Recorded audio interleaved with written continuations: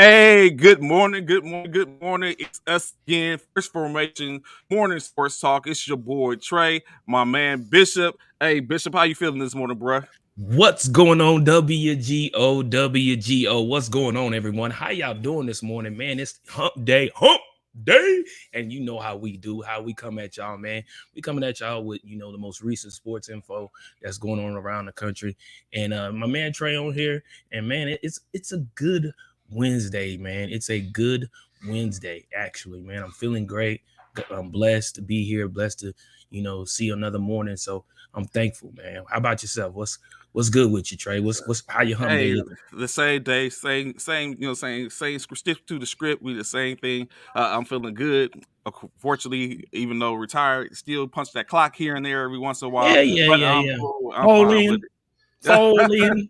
Oh, that's what. Yeah, That's how we do it. That's how we feeling yeah, this morning. fall in. That's Yeah, what's up. That's what's up. Yeah, I guess we yeah. fall in. It's some aspect we still fall in, always fall in. But of course, you know Mm-hmm. what I'm saying? We got, like you said, what's going on, Freddie? Good morning, bro. How you doing, bro? Appreciate you being here. Ready, Appreciate it, Erica. Good morning. Erica, So you know what I'm saying? What's going on, Mr. Herniak? Good to see you, bro. Joe in the So building.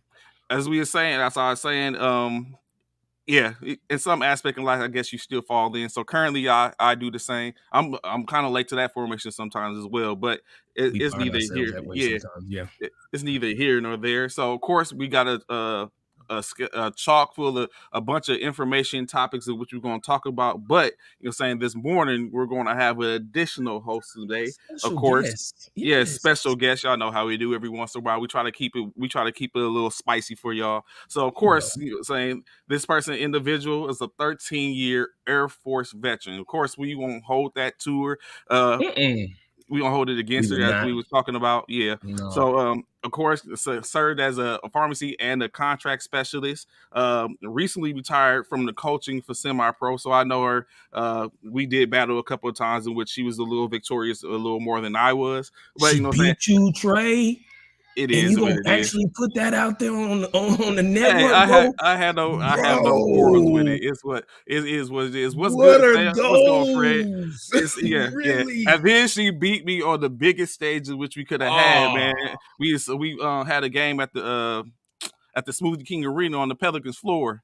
And hmm. you know what I'm saying, and again, she was victorious. But you know what I'm saying, like I said, what's good with you, What King? up, kid? Good morning. Good morning. Good morning. Victorious, but of course, you know what I'm saying, it's all right. Of course, she's a member of the MBA, for y'all that know, the Military Basketball Association. And also she is the director and creator of the Mariko Gray Bama Gray basketball tournament, in which she'll be able to talk about a little more.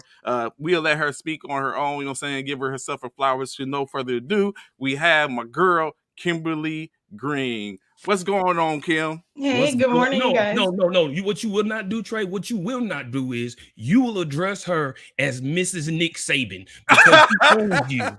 She owns you. She literally That's owns what you, we bro. going. That's what we gonna do. She owns That's you. what's up. She It done is. ran you out of all the courts. Wow.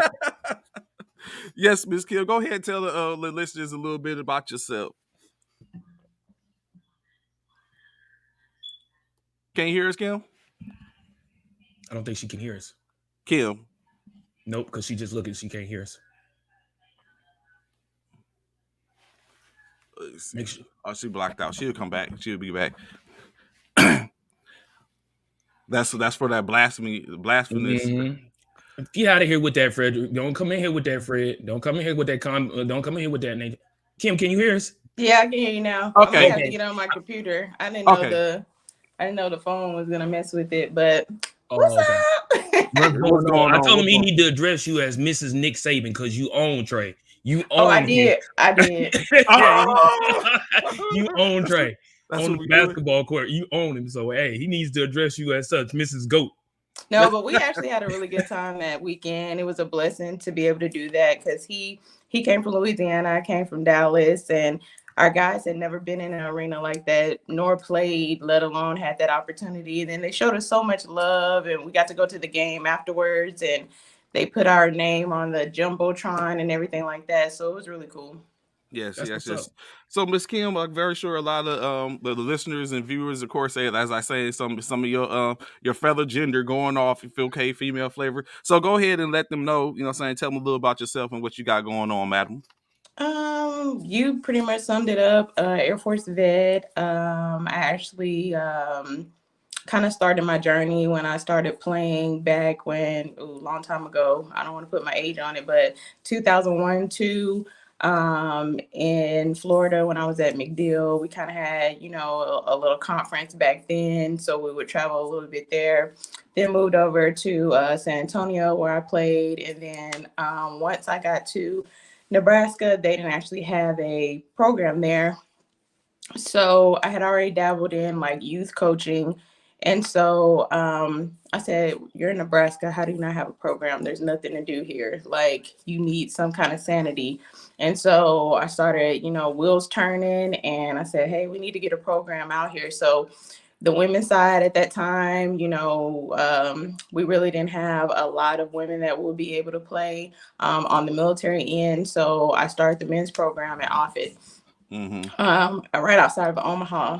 And there, that's kind of where everything just kind of took off between Offutt, between semi-pro. I started coaching semi-pro women there. I coached high school varsity there. Okay. So even though I looked at it as like a horrible assignment, I said, Mm-hmm. who the heck wants to go to Nebraska? It actually ended up being a blessing. And so then after that, I just kind of kept coasting, kept being involved, just helping out where I could as far as the basketball was concerned. And then, like I said, both sides just took off. My semi-pro side took off, as well as the military side taking off. And then that's how I was blessed to be able to meet Trayvon through the league that we were in. And like now, look at all the connections and partnerships that you make, So Mm-hmm. as far as the Mariko Gray tournament, he was one of my dearest friends. He was a master sergeant in the military. He also played all Air Force, all combined forces, all USA, won numerous gold medals. I want to say about 6. Mm-hmm. And, he passed suddenly at a young age, 2017, never forget. And I just knew that we all met each other through the game of basketball. We all became a family through basketball. So what better way to have something to kind of keep, initially it was like his memory, but now as we've moved on, it's really about everybody's memory at this point, because it's like a huge family reunion, Mm-hmm. So now it's just about remembering everybody that, has been with us. So That's what's up. That's what's up. So it's funny you say that, talking about the your Omaha assignment, because I swear when I was at JBLM, I tried my best to get away, not to go to JBLM, but I couldn't avoid it. Then I go, and then I sat in JBLM for 3 years. Pale in comparison to when I was at Fort Hood, because I sat in Fort Hood for 18 years. But mm, I sat at JBLM for 3 years, so I started thinking like, man, let me find somewhere else to go. I go look. I couldn't make a decision because I really wasn't. I was trying to stay under the radar, and then one day I look up and I see you are on assignment. I waited for weeks, 2 weeks. In fact, it felt like weeks. I waited for 2 weeks to find out where I would go, and looked one day and it said Fort Polk, Louisiana, and instantly I was like, no one wants nowhere. to go. Yeah, like no one wants to go there. Everyone was like, I had the stank face, like I just dunked on Brevin, Knight or something, like I was Deion Jordan dunking on Knight. Is like, man, what's that? I'm like, why? What? And of course, here I am 6 years later, still here. Bishop, where did you end up going at one point? That assignment where he's like, man, what the hell? Why are they sending me here? Where was that at? What's going on, Master Sergeant Miller? Oh man. What's up, man? It's good to see you, man. To be honest, you know what, Trey, my last assignment was that assignment, man. My last assignment. So once I made the all my constituents was like, hey, once you make this list, they're gonna put you on orders. And I was like, man, no. I said, I'm gonna probably finish my career up here at Fort Hood. And at the time, I had been at Hood already, at Fort Hood in Killeen. I had already been there almost 6 years. So I was like, you know what, they ain't gonna send me nowhere else. and sure as doo-doo stank, here I come up on orders, and my orders was for Fort Leavenworth, Kansas. Kansas. So I went, yes, Fort Leavenworth, Kansas. I had to go and work at the prison, a maximum security prison, as my last duty assignment in the U.S. Army. And man, I was like, I can't be mad. I really couldn't be mad, because all my other duty stations was chill. I can't lie. I had great assignments my military career. I mean, I had some good bad ones too, but I had some great ones. I had more great ones than I had bad ones. But man, to go to Fort Leavenworth, that just wasn't what I was looking forward to. You know what I'm saying? I really was not. And I didn't know of anyone who was actually had ever been at Fort Leavenworth in my job description as my MOS. So, and then somebody told me, one of a guy I used to work with, matter of fact, Trey, was Ready Red. Oh, really? Yeah, he had did an assignment up at Fort Leavenworth, but it was years prior to, and he was the one I spoke to prior to going, and he told me kind of what to expect. But yeah, that was the assignment for me, Fort Leavenworth. See, Kansas. I almost ended up in the same situation with being a manager at the prison, because they had, JBLM has a security facility there as well, and I was like, I could not me. And I heard about the MPs is a very tight knit group, and ain't nothing infiltrating that. And if you ain't MP, you ain't nothing. So Yeah, I was like, they're very tight. Like, I sit up and continue. I was like, you know what? I think I'm a smart individual. They was like, oh yeah, career, man. I'm not worried about that. I'm retiring. I'm not going no further than this. So I was like, nah. So I stayed the assistant manager, and someone else went and took that position. And best I heard believe it gave him hell. Best believe I made the best of it. I will say that now Kansas, they call it Prison City, and if y'all don't know, Kansas is where Michael Vick went once he was found guilty for the dog situation. So that's where he went. So Kansas itself, Leavenworth, Kansas, is nothing but a bunch of prisons there. I mean, nothing but prisons. That's why they call it or named it Prison City. But it's like they on the border of Missouri, Kansas City, Missouri. So there's Kansas City, Kansas, and there's Kansas City, Missouri. So I lived in Missouri, but worked in Kansas. So, but I will say, man, I did love Casey Mo. They call it Casey Mo, Kansas City, Missouri. I love Casey Mo. Casey Mo has a lot of stuff to do, a lot of things to do out there. Food is good out there. They got a lot of Kim know too. Obviously, the food is great out there. It's just, I did like Kansas City, Missouri. So it wasn't actually a bad assignment for the most part. I just, anticipating what to expect there. It was what it was. But I really love Kansas City, Missouri. Kansas City, Kansas isn't bad either. Like I said, but it's just not a whole lot to do. It's a prison city, so it's not a whole lot of stuff to do out there. But hold on, let me get in character right quick. Hold up. Stop it. Stop it. So, Don't put that. Oh my goodness. Here So, we go. okay. Your head gonna hurt. Don't worry about it. You're gonna have a headache by the end of the show. Your head gonna hurt. Don't worry about it. You won't have a headache. Don't worry about it. So, no, say it, Kim. Don't hold back. Get him, because I'm gonna get him. If you don't get him, y'all ready. Y'all not ready, because I'm ready. Believe me, get him. I if you talk don't with get the him, get best him. of them, and I don't think y'all ready. We ready. Get him. Bang, bang. Erica, don't feed into that. So let's get it. Of course, we're here for the reason for the season. Hey, if you been checking the NFL news, of course, you see what one person thought they was safe.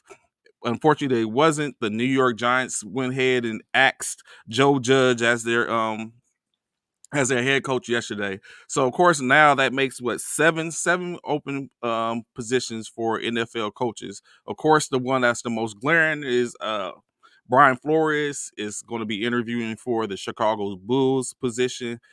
Interestingly enough, I was reading, and there was a statement from no one other than Mr. Vincent, the executive and the president for vice president for personnel for the NFL, and he stated that there is a double standard for black coaches. What do y'all think about that? Do you think it's a double standard, or is it just a situation to where the organizations are choosing who they want to and going from there? You muted, Bishop. My bad. Yeah. I was saying let Kim go first anyway, but since you directed it toward me, we all know that. Come on, man, let's keep it 100. We know what it is. We know it is. That's why we only see what we got now. Two black coaches, because one was yes. fired from Miami. Y'all know what it is, man. Of course, it's double standard. Yes, Taylor, just like Taylor said. Come on, man. Y'all know it's about who you know, and that's why I was saying what I said the other day, Trey, in regards to Deion Sanders. Deion Sanders would probably be able to make a coaching debut in the NFL because of who he is, who he knows, who he rub elbows with, and so forth and so on. He's one person who I feel like will one day be an NFL coach. But yeah, the double standard is definitely there, and it's shameful to say, but that's just how it's been for years in the NFL, and I don't know if it's going to change anytime soon. To be honest with you.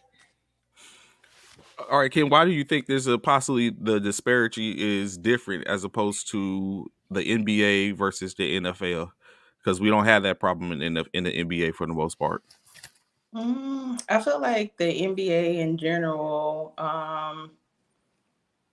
they kind of let people, some of them have way longer than they should in the first place, but kind of once you get in the NBA and you become a part of the NBA and the brotherhood and, in the system, it takes forever to be able to maneuver or get you out. As far as the NFL goes, it's kind of disheartening sometimes because sometimes people don't even really get a chance. And then you have others who, like I say, they just sit there forever, and I kind of think back to like Tony Dungy and how he was done in Tampa. He had put in all that work and done all this stuff to make the team. And then you let John Gruden come in, you send him packing. Of course, he goes to the Colts and he's able to be successful, but it's like, look at all that work I did, you know what I mean? And you're just gonna get rid of me, And so some coaches, yeah, they sat around for a while, and they leave them in position for a while. And some other, like you say, is who who you rub elbows with, and we definitely don't get as much grace as some others do.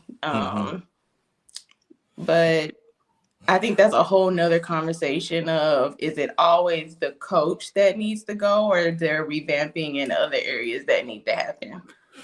So one thing in which I have always looked at, I try to say a person that's even keeled and open-minded about to the whole situation. So I always try to take both perspectives into consideration. So I ask y'all, in that being said, is it a problem with the organizations, or is this a fair situation for the NFL to have to address, basically, that there's only 32 teams, and out of the 32 teams there's only 2 African American coaches, and then of course Rivera down in Washington. There's only 32 teams.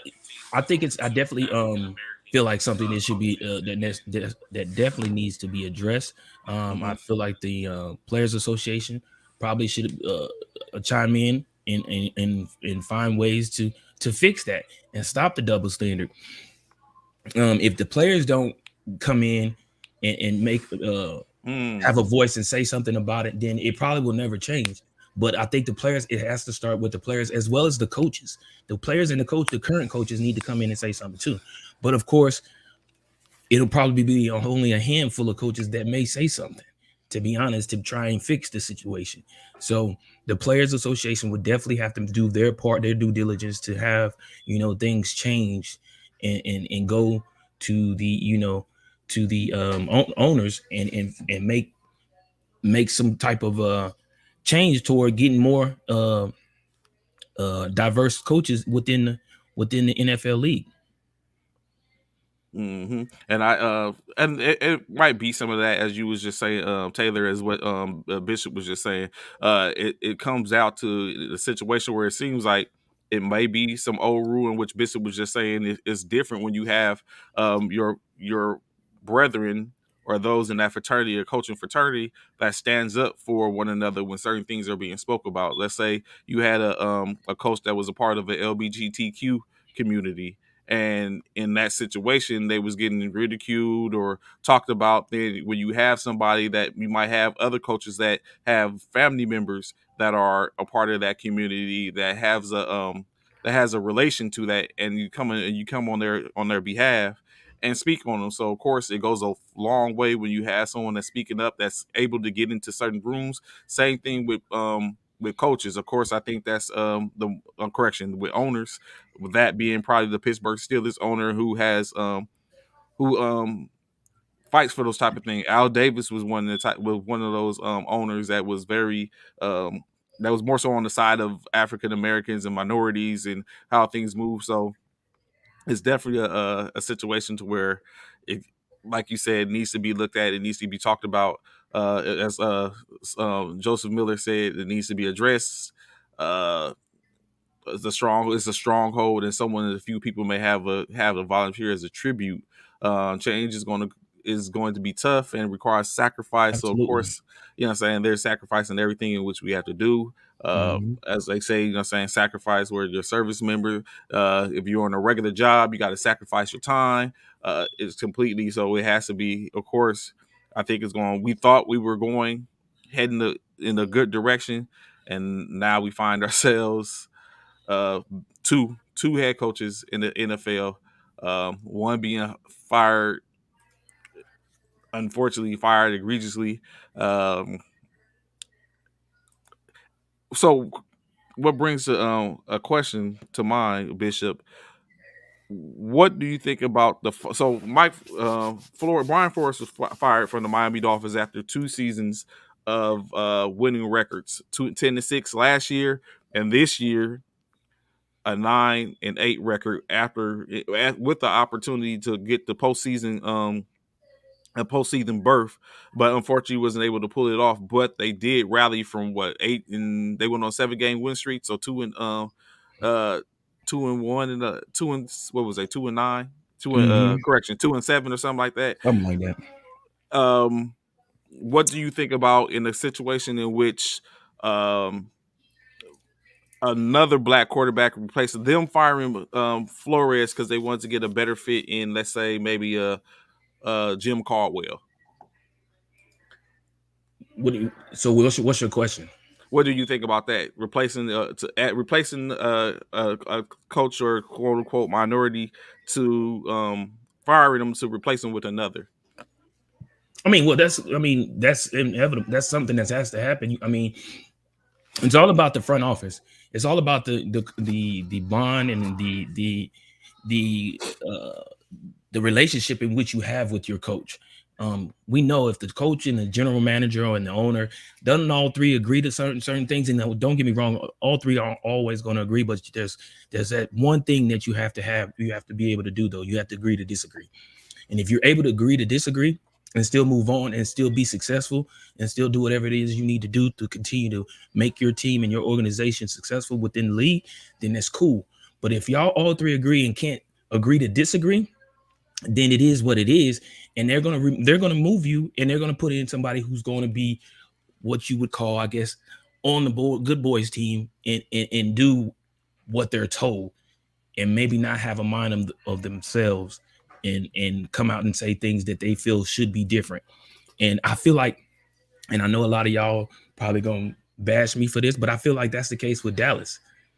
I feel like old boys out there, because Jerry Jones can kind of like puppeteer him. He got him on strings, and he can pretty much do what he wants with him out there in Dallas. Talk And about a lot of McCarthy. people, yeah, McCarthy, yeah. And I feel like that's if you look at the coaches in which Dallas has had, and the type of person Jerry Jones is as an owner, that's what he looks for. He wants somebody. Jerry Jones wants somebody he can basically control. He wants somebody that he can say, "Hey, you do this, do this," and there's no feedback. He wants you do it. And if you have something to say differently, Jerry Jones gonna get you up out of there. He might let you finish the season, but best believe by the end of the season, you gone. If you disagree something or you didn't do something he told you to do, oh, you gone. It's you, and I'm so surprised McCarthy is still there, but because they're being successful right now, I appreciate you, Jordan. Being that the Cowboys are being successful right now and they have made the playoffs under his tutelage and under his coaching, that's probably why McCarthy is still there. But I'll guarantee you, man, McCarthy doesn't look like the person that, ruffle any feathers. Not saying he doesn't, but to me, he doesn't look like the person to do something like that. And I feel like that's the case with any of these owners, general managers, and coaches. If you can't do that, if you can't come in and just sit down, young man, and listen to what I got to tell you and do as I say and not as I do, it is what it is. So Kim, you down in the DFW area, does Miss Jerry rule with the iron fist around that area, or is that all mythical? Of course, he runs everything. I mean, my goodness. It's called Jerry World for a reason. To me, to be honest, McCarthy to me doesn't even look in his element. He doesn't. He always looks uncomfortable. He looks like he's not in his groove. He doesn't even look like he's being himself. He looks like he's just coming to work, doing what they told him to do. So on pins and needles. He look like he always on pins and needles. He always look uncomfortable on the sideline. Always. Yep. Like, should I make this call? He always got to look like he always looking up at the skybox. Skybox. Like, ooh, is Jerry watching? Hey, run this play real quick before Jerry come back from the bathroom. Mm-hmm. my ear thing wasn't working. My earphone wasn't working. Here, I can't hear something else. You start actually be like, oh God, Jerry. Yeah, I can't hear you. Sorry, I didn't say something else. You breaking up. I can't hear you. Yeah. Can you hear me now? Jerry would come down. Come right. I was about to say, like, I want to stand right next to you. I'm standing right next to you. Run that play again. Run that play again. I dare right. I feel you, Jordan. I feel you, Jordan. He's talking through your teeth like the cameras be on. There be cameras and microphones everywhere, so you gotta talk to see. Oh, you got one more time to run the play. but smiling like, yeah. You know how your mama used to do you? Talk through her teeth. Yeah. Okay. Oh yeah. Yeah. I totally believe that. Totally believe that. So of course, moving on. So what we're gonna do is we're gonna let's have a little fun with it. So of course, free agency is coming up. First, before we get into that part, I ask y'all what position. I know Kim, you a New York Saints fan, Bishop, Eagles fan. I ask you guys currently during the season. You see what y'all had. At this point, going into the offseason, some's earlier than others. What do y'all think, or what position? I ain't gonna say person. What position do you hope your respective teams go after in this free agency period? Kim, you got it first. We need a whole new offense. Wow! Yay! Wow! Shipping everywhere. Wow! It's just not one person at this point. What about Taysom? What about Jameis? And what's his name? Kamara. Okay, first of all, Kamara's not going anywhere. That's all. He's gonna stay where he at. You know what I mean? Yeah, I mean, our defense really stepped up this year. We really should have done horrible. I mean, we didn't do great, but we really should have done like very bad. So our defense really stepped up. But man, we gotta get another line, and we gotta figure out the tight end situation. We be bringing in people that I didn't even know played in college. I'm just confused. I'm like, are we the why when it comes to football? They found my man on They found him on Bourbon Street. Like, hey, you can play. Come on. Let me tell you, they give everybody an opportunity. We are not doing participation. I don't know what Sean Payton be thinking, but he'll just throw somebody out. I'm like, who is it? And why is he here? Why are we even giving him reps? Like, I don't get it. So, yeah, I think we really need to revamp our offense. Taysom is cool, but, I think he's just he's not a solid, a full solid quarterback. He does have a lot of positives, But we need somebody that can get in the pocket and scramble, be able to see the field, see multiple options. The first option don't work, you know, to look for the next option. Not people just, oh, this is the play and I'm gonna throw it, even though I see 3 people on them. Like that does not work. So yeah, So, So Mr. let me Ross. ask you this.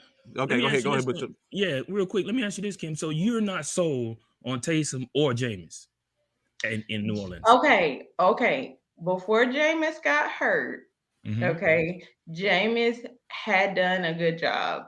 Now, am I saying that he didn't have room for improvement? Yes, but of course, he really didn't even have time to see where we didn't have time to see where he could go. You know what I mean? It was like you saw great glimpses, but again, there were still some IQ type of things and timing type of things that he needed to work on. Okay. But I'm like, I kind of feel like Drew, man, how do you follow up with Drew unless you get someone else like that's another star? So it's like you go from Drew to people who haven't really had reps in 2-3 years. That's tough, you know? And then once you get down to the 4th QB, you like Brokes, who? Like, why did we even go call him? Like, I'm confused. Why he in the huddle talking about down, sit, hut, shell, hut. Hey, I'm like, wait, what? Like, so what do you think? I'm like, y'all better get out y'all feelings and go find Cap because I'm over this. Not Cap. So what do you think about this? You know, Russell Wilson is talking about leaving. You know, Deshaun Watson wants out of Houston. There's talks about, of course, we knew what happened before the season started with Aaron Rodgers not wanting to be in the Bay. So would you prefer, out of those 3, which quarterbacks would you prefer to see in New Orleans? I would prefer Russell Wilson, basically. Because he has been in those big games. He has had to play in numerous types of, you know what I mean, weather conditions. And I just feel like he's at a time where he deserves to kind of elevate and go to the next level and get, you know, another chance, you know, get a championship. Deshaun Watson is cool too, but again, he's kind of young. There'll be some mentoring and things that needs to be done with him. But hey, he can come along too. Anything is better than what we had. So okay. Yeah. So Bishop, what's some birds looking at? What's your wish list? Philly, man, out there in Philly, I'm almost like Kim with how she feels about her Saints, man. But I feel like we need a whole new coach. I'm gonna start from the top. I feel like we need to put a new coach. Nick Sirianni is not the dude, in my opinion. It took him too long to figure out that we needed to establish a running game to open up our passing game for Jalen. So I feel like being he's a quarterbacks coach and a wide receivers coach, his whole focus was throwing the ball and not necessarily running the ball. And we all know to be successful at the passing game, you have to run the ball to open up the field for the passing game. And Nick Sirianni was just stuck in throwing the ball. And then it took him too late in the season to figure it out. Hopefully he'll figure it out in this game, in this wild card game, in the playoff game against the Buccaneers. And hopefully we'll come out and run the ball against Tampa Bay, but we'll see. But one of the other positions we really need to focus on, which is something we all need to focus on every year, to be honest with you. And it seems like we never address this position, and that is the offensive line. When you have a when you have a second year rookie quarterback back there behind a line who's not protecting him, it makes the quarterback look bad because he's so busy running for his life. When you're young like that, you don't have time to really sit and think about all these other things when you're trying to find an open man, trying to read defense. And then also you got to worry about running for your life all at the same time when you got these 300 and 400 pound, 6'4", 6'5" guys coming at you. Come on, man, at least protect the guy. And then let him go from there and let him worry about one thing at a time, not worrying about all these things at one time. I mean, don't get me wrong. You have to be able to do all these things at one time, but still, man, let's help the man out. So the offensive line, definitely, we've had some key injuries on defense. So that's an area that we could definitely look at working on. Philly has some good backs and dual threats on Jalen to run helps, but you're not right. Need absolutely, Joe. Absolutely. And then we do need some receivers. So we have some receivers. Don't get me wrong. We got, Rigger, we got Smith, we got really? What? Rigger. Really? Listen what I'm saying. Let me finish. Okay. This is what I'm saying. Rigger is a good receiver. The problem is we have receivers who can't catch the ball. Only person catching the ball is Goddard and Smith. Everybody else is dropping. Rigger's dropping balls. JJ Whiteside. I don't even know why we still got him. Even if we still do, I don't even know if we still got him. If we do, we need to get rid of him. He's still currently there. Yeah, he needs to go. He's not doing nothing. We need receivers. We need somebody to help Smith. We need somebody to help Smith on the opposite side of the field to help, and now because Smith is going to end up getting double teamed. People know Smith is a wide receiver for Philly, so he needs help. We need if he's double teamed, we need a receiver to come in outside of Goddard. We need somebody to come in and take the top off the lid and make some things happen downfield. And we just don't have that. And we expected that with Jalen. Jalen has shown glimpse, but then it is exactly what I said, glimpse. And we just there's just things that we just need to focus on and getting some receivers. And then I think we got 2 back-to-back picks because of the trade with Indianapolis and Carson Wentz playing the amount of games that he played. We ended up getting, I think, the 13th and 14th pick in the first round. So that's good. That's real good. So hopefully we'll address the offensive line. I don't know if we should address the defense first or if we should address getting a wide receiver for that second pick. But either way, with 2 back-to-back picks in the first round, I think that's huge for us. I'll take it. That's what's Come up. on with these 49ers things. We good. Y'all good in all aspects? No. It's not secondary, of course. Secondary is where I think is the most glaring. I think if we were, it would be good to bolster the offensive line, defensive line, but those aren't our weak points. Our linebacking core, of course, that's like added. But what's the most glaring would be our secondary. We got to be able to get someone in there. For the most part, I think we have young talent, but it's not the talent. It's not that talent that just grabs you where it's like, oh yeah, we're going to be good. Within, of course, the injuries, we're injury riddled. We can't keep anyone on the field. It's like a rotating door. I think the secondary is where we most need it at, especially in the NFC, where it's the receivers is you got the Devontae Adams, you got D-Hop. It's like we have issues now. Cook and Beckham, like what I'm saying, in our own backyard when you look at that, as well as Lockett and DK. So in our own division, for the most part, is problems, let alone the other 28 teams in the league. So I think for us it'll be secondary. I hope they address, and I'll be a happy camper. So you feel like you're comfortable with your quarterback situation in San Francisco? Only because we have Trey Lance. Like Trey hasn't got an opportunity, and like I said, I'm not against Jimmy G, but it's just like we said, we don't know which Jimmy G you're getting.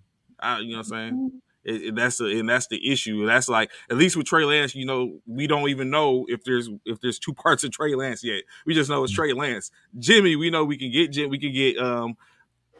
the 2020 regular season Jimmy, or we can get the 2020 Super Bowl season Jimmy, and that's the biggest thing. And now being in the playoffs, you don't want that to show up, but it's just one of those things. Can we get the playoff Jimmy against Dallas, please?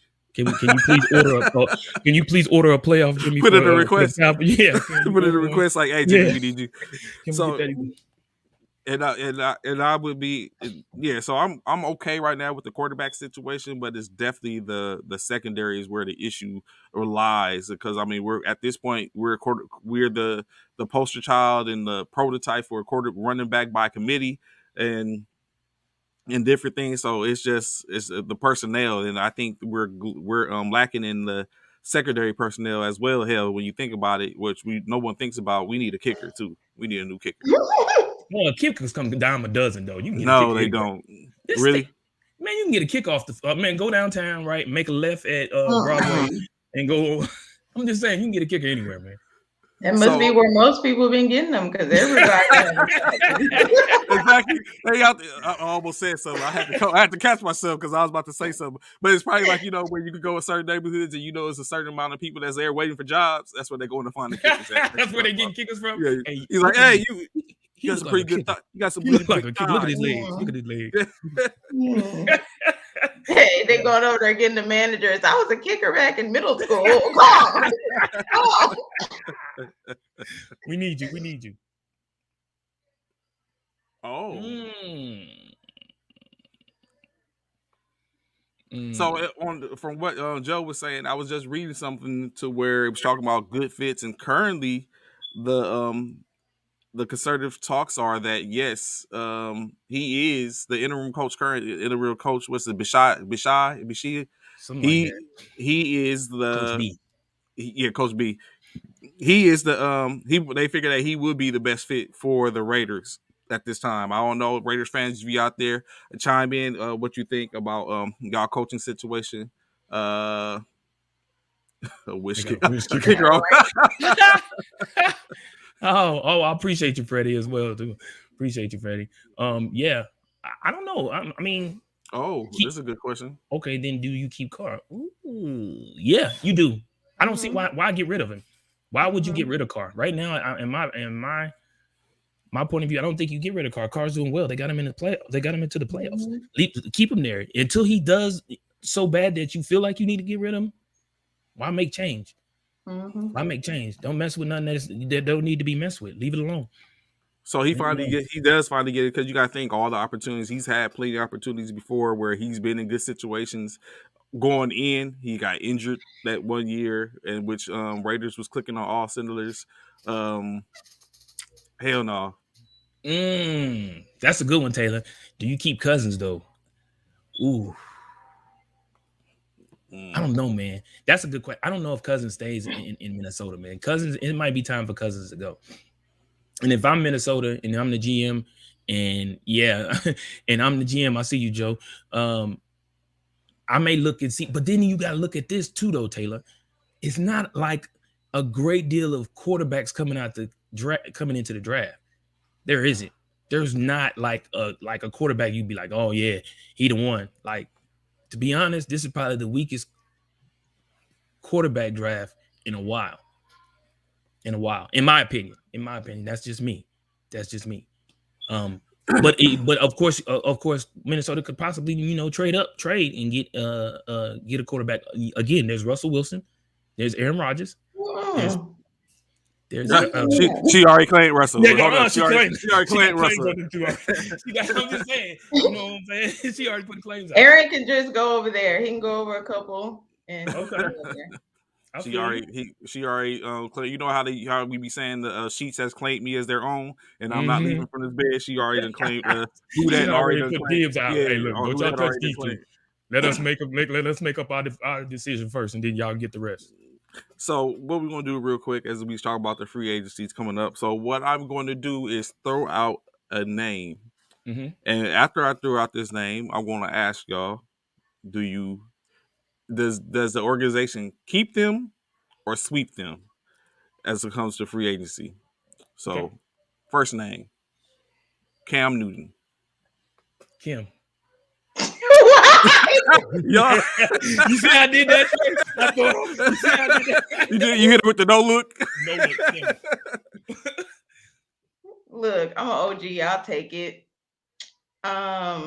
It depends on where he is, Joe. Like, I feel like Cam, I don't know if he needs to get relocked or whatever, or maybe he's just not getting the chances or the reps. I'm not sure, but I just feel like he is somewhere, something's off somewhere. So we need to figure out where that is to get back to the Cam that we know he can be. He has all the skills.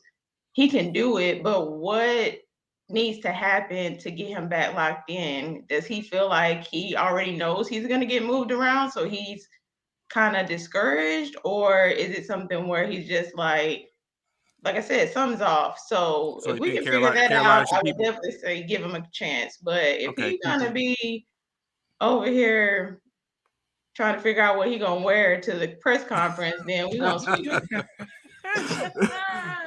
Bishop, you can be on him, boy. Hey, I love Cam, man. Cam, but Cam got to go though. Me personally, I love Cam. I do. I think he's a good quarterback. But Cam has to figure some things out, man. I don't think his focus is on football where it needs to be right now. I think his head is not in the game. He's not the Cam of old. So I say sweep him off and let him go to somewhere else. I do feel like there's a team that could use him. Minnesota, maybe that's a place he could go. There's teams out there that could probably use Cam's athleticism. So sweep him for me.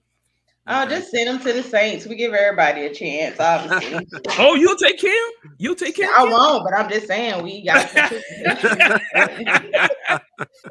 Teddy Bridgewater. Ooh. Oh, I love Teddy. Teddy, 2 gloves. Teddy. Oh, jam. Teddy, yeah, Teddy. For me, Teddy, keep him, man. I like Teddy too. I'm like him. I like Teddy. Teddy is very humble, man. You don't hear nothing about Teddy. Teddy's like, you forget Teddy in the league, bro. Like, to be honest, you forget. I forgot he even in Denver because you don't hear nothing about Teddy unless something happens where he gets hurt or something like that. So I say keep Teddy. My personal opinion, I say keep him. Okay. Me too. You on the same sentiment? Okay. Next name, Jameis Winston. Kim. Bitch. No, okay, so I'll go there. It's hard for Jameis, man. I don't know. Because you don't know which one you're getting. Yeah, exactly. I don't know. I don't know. Like Kim said earlier, man, he was showing glimpse of being good. And then of course he got the injury that put him out for the season. So I don't know. Me personally, I would probably play Jameis over Taysom because I just feel like he's a better fit. So I'm gonna say keep him. Keep him. In my opinion, I know Kim may not agree, but I'm gonna say keep him. No, say drop. Keep him. I would. After the injury, I would keep him if we can get someone solid and maybe have him be the backup somehow. Not necessarily make him the full forefront because when he comes back, I don't think he'll be really ready. I mean, those injuries, when you get hit like that, your whole mental has to be like redone and you have to really because now you're scared. So you're not going to be mobile like you used to be. And it's going to take you a little bit of time. So I think we lock something solid and then still keep him and help him still be able to be successful if he can be instead of just throwing him away and sending him somewhere else or dropping him. And see, this so lines up like to what mentor, and you feel like a mentor needs to come into New Orleans and help him out. We need a solid QB and somebody that can take him under their wing, kind of how Drew did. And then, like I said, just don't let him fall off. Winston's not a bad guy. He, like I said, he was put in a hard predicament to come behind somebody like Drew Brees. So I think in his organization, you just do what's right and keep him around. Okay. We need to be talking. Oh, I'll let you go. Next name, offensive lineman, Philadelphia, Jason Kelce. If it ain't Travis, we not worried about it. Really? Kim was like, yeah, they can keep him. Go ahead. Yeah. So we know that out of the Kelce brothers, Travis is the one that most everyone likes and knows. But everybody, everybody knows. Well, actually, Jason is the older brother. Travis is the younger. But be honest, for me, and I'm probably gonna be a bit biased. I say we keep Jason, because of the fact that, like Kim just spoke about in regards to New Orleans, I feel like Jason needs to be a mentor for the next center coming into the league or coming into Philly to, come in and mentor him and give him the ins and outs on how to be a good center because Jason is a good center. He is a good center. He's done great with Philly. He's done some major things for us. I mean, he was the center for our Super Bowl run. So I feel like we keep him. And the only reason I feel like we keep him again is because he can be that mentor for that next center for us. Kim, same thing. You keeping him or yeah, you think? Definitely so. Okay. Next name. I got 2 more names. Next name. Juju Smith-Schuster, Pittsburgh running back. I'm a wide receiver. Ooh. Kim? Bishop. Juju, man, Juju. With a name like Juju, you even wonder if you should keep somebody with a name like Juju. But anyway, That's a best name. Juju Juju. Like, Bean. oh, Juju Juju B. Bean. Oh. Juju no, Bean. Juju, man. Juju just ain't producing, man, out there in Pittsburgh like they He thought he was asked going for to. it and he got it. And And AB, once AB left, he was supposed to be that man, and he's not. Claypool done came in and is doing more than Juju. So my personal opinion, man, I say sweep him. I say sweep him and get him up out of there. And yeah, he should be going up out of Pittsburgh. That's my take. No, Joe, honey. I was about to get to that name in a minute. Do you keep him, Kim, or do you get rid of him?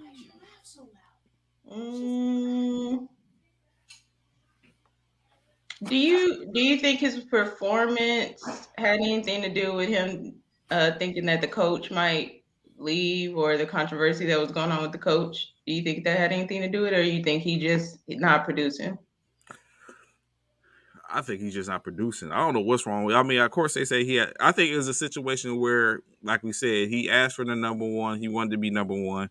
He got number one, and it wasn't. He was a number one that can't blow the top off the field. He's not precise in his route running. And then you had Deontay Johnson that got there. You got Clay, like you just said, Claypool, same thing. So I mean, he's a USC alum, but he's just not a number one. He's a number two. Here we go. Yeah. All right, last name, Mr. Fournette, running back, Tampa Bay, Leonard Fournette. Keep him or sweep him?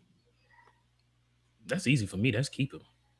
Yeah, I was gonna say keep him, but I was gonna say if they don't want him, they send him to the bring him back home. Yeah, back to the LSU area. I say keep him. I don't feel like he's had a real opportunity to show what he could do out there in Tampa Bay as of yet. So I feel like keep him and give him a true opportunity to show his talent. So yeah definitely. Okay. So a question I didn't get to ask yesterday, Bishop, and of course it's going to be one that anytime we have a new guest on, I'm going to pose this question to them. But at this point, 14 teams down, we about to get into that season. Who's winning the Super Bowl?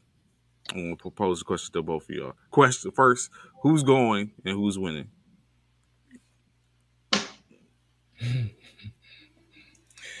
Oh man. Well. I mean, it's a light tap. Your soft pick. Let's do that. Your soft choice. I still got Tampa Bay going. Now, in regards to, and they just gonna have to prove me wrong.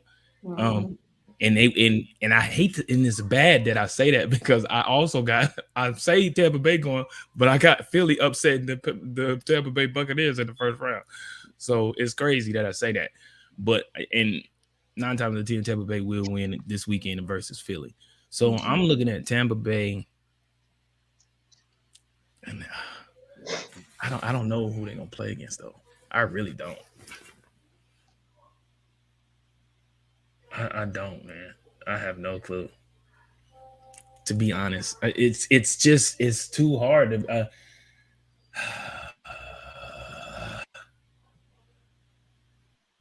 I don't know, Ken. I'm gonna let you. I don't know, man. Who you got, Trey? You yeah. Who you got? Yeah, you got us answering all the questions. I got San Francisco. So you know that already. Not yet. That's why I say it's a soft one. So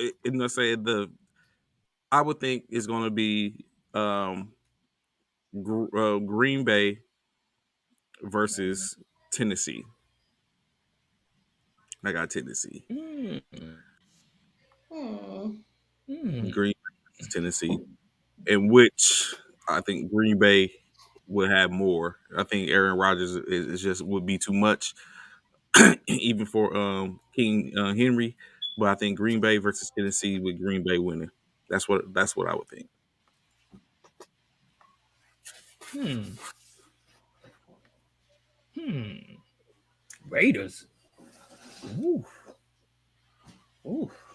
So y'all don't. So That's y'all saying think a the lot, Chiefs bro. are just out of there?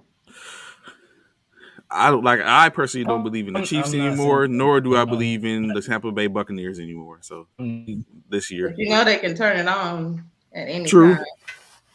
That is That's the that. only reason why it's kind of hard to pick because out of everybody that's when they need playing, to.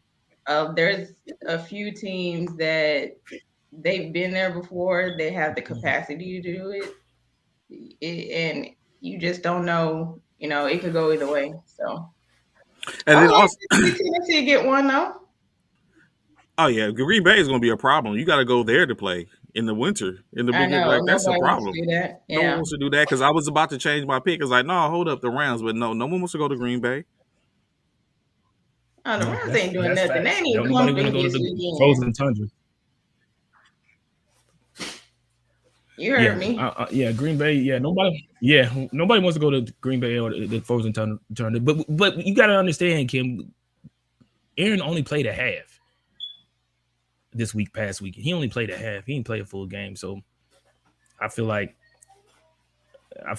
they let old boy get in and get some reps. So and try to save Aaron for the playoffs. So um, I can't blame Green Bay for that for the most part because you want to protect your key players.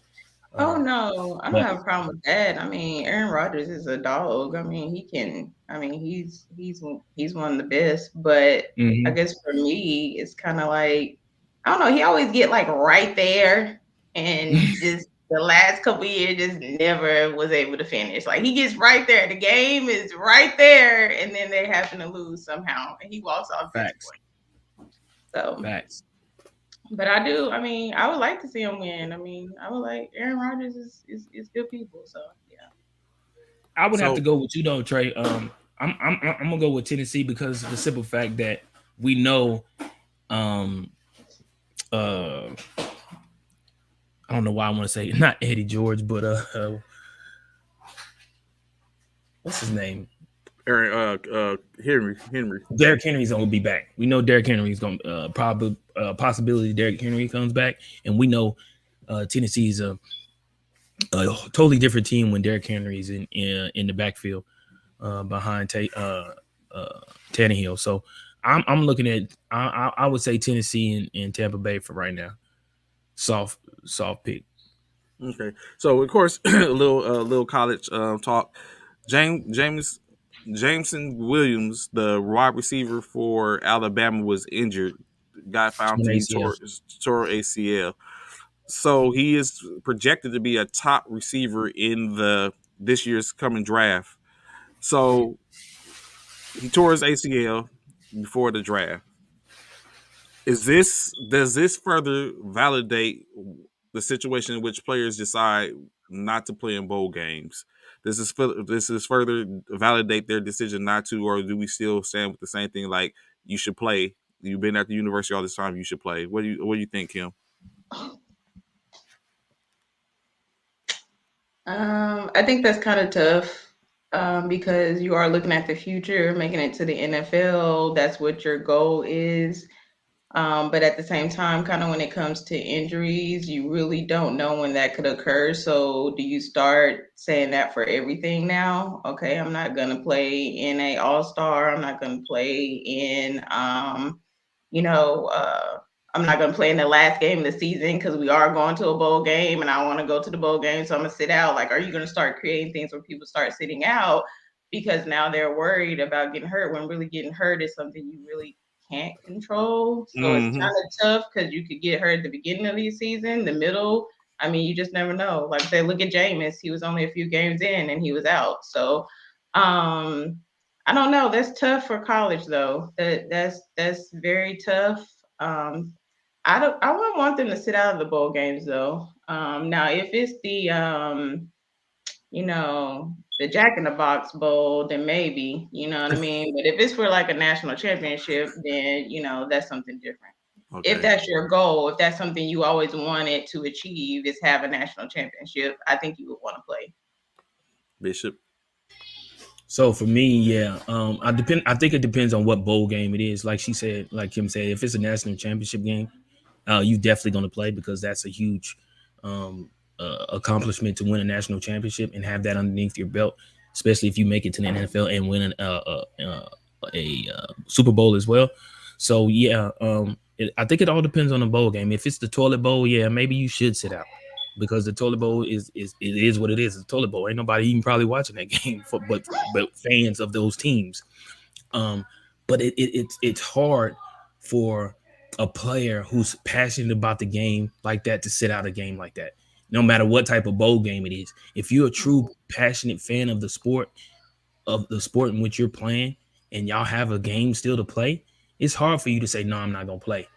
Because Mm-hmm. even though you may not want to play or not, no, even though you may not, even though you should not play because you don't want to risk injury and stuff like that, your heart is too involved in that sport, and your heart is gonna want you to play, and your mind is gonna want you to play. But Mm-hmm. with these major injuries that are taking place like that for Williams, man, that's horrible. That's horrible going into, about to go into the draft, about to go into the combine. He's got to have surgery. So now, what had your draft stock up here now is like, now we got to wait and see how you come back from injury. So yeah, Mm-hmm. it's definitely difficult. And Jordan, of course, like you said, injuries are part of the job and the career. True enough, I believe the same. Uh, for the most part, your portfolio is what it is. Your body of work is what it is. Hopefully, most likely with him being as a number as a top pick, he had a good body of work. He went to Alabama, so that probably speaks for itself in general. So it's just one of those things. Just like Kim was saying, Bishop was saying, it's just one of those situations where you can't worry about that. That can't be a worry or aspect. I think everyone should play in the bowl game. You've been at the school, you basically been getting the accolades or been using the school as your platform. You should at least do one sided by going ahead and playing because, as y'all both stated, injuries come at the most inopportune time. It doesn't pick and choose because you didn't go to the game.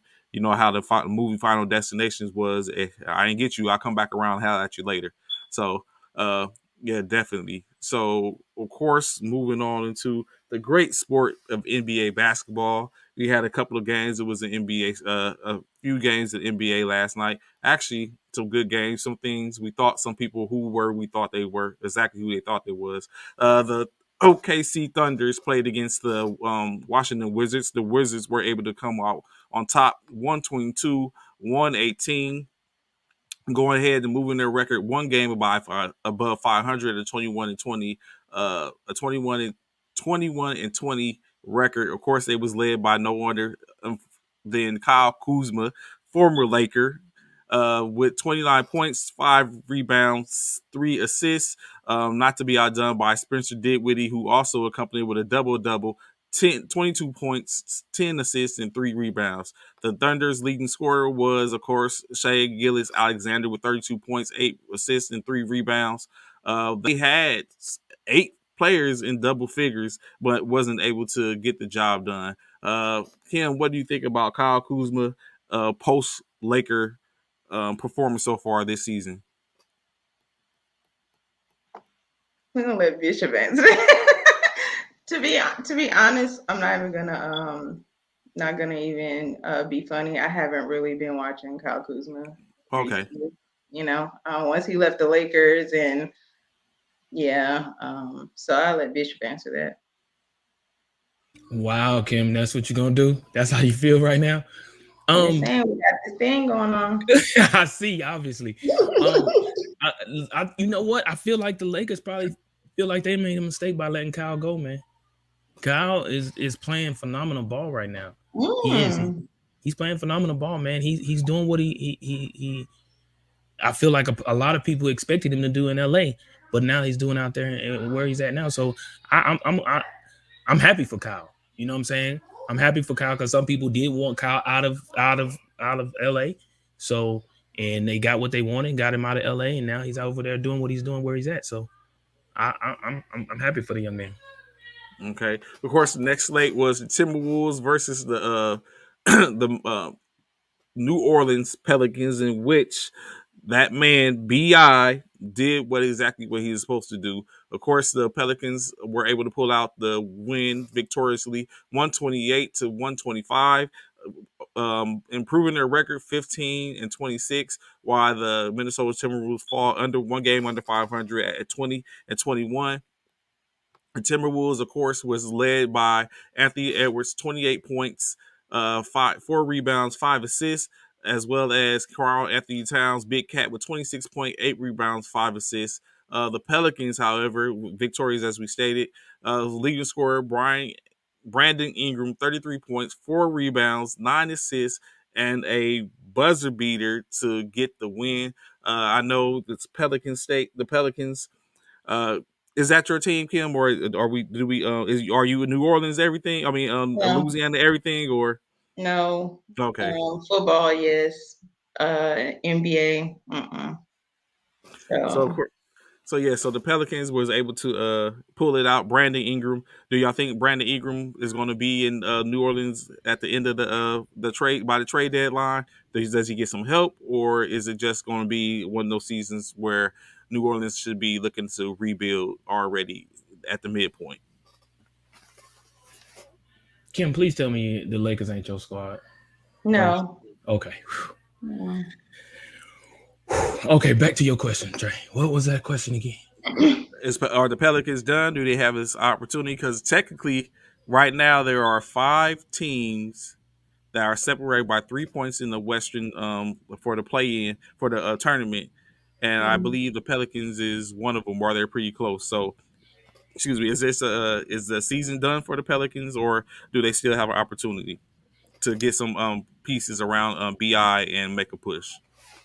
No, I don't think they're. Yeah, I don't. Yeah, I don't think they're the team to be concerned about. Then I don't think they're gonna make a push to me. To make it in. If they make it in, they're 15-26. Like I don't. Yeah, I don't see the Pelicans being a team to disrupt anything that's going on right now with the top team. So no. Yeah, I think Mm-hmm. they need to just I think they need to try to just revamp and see what they need to do to get some good pieces down there, because I feel like I feel like they haven't really done much in a while. You know what I mean? And so it's like, when do you change the narrative? When do you really sit down and see what you need to do to actually be able to compete? And 15-26 is not anything that I would even want to be a part of. I have a hard time with like a five losses.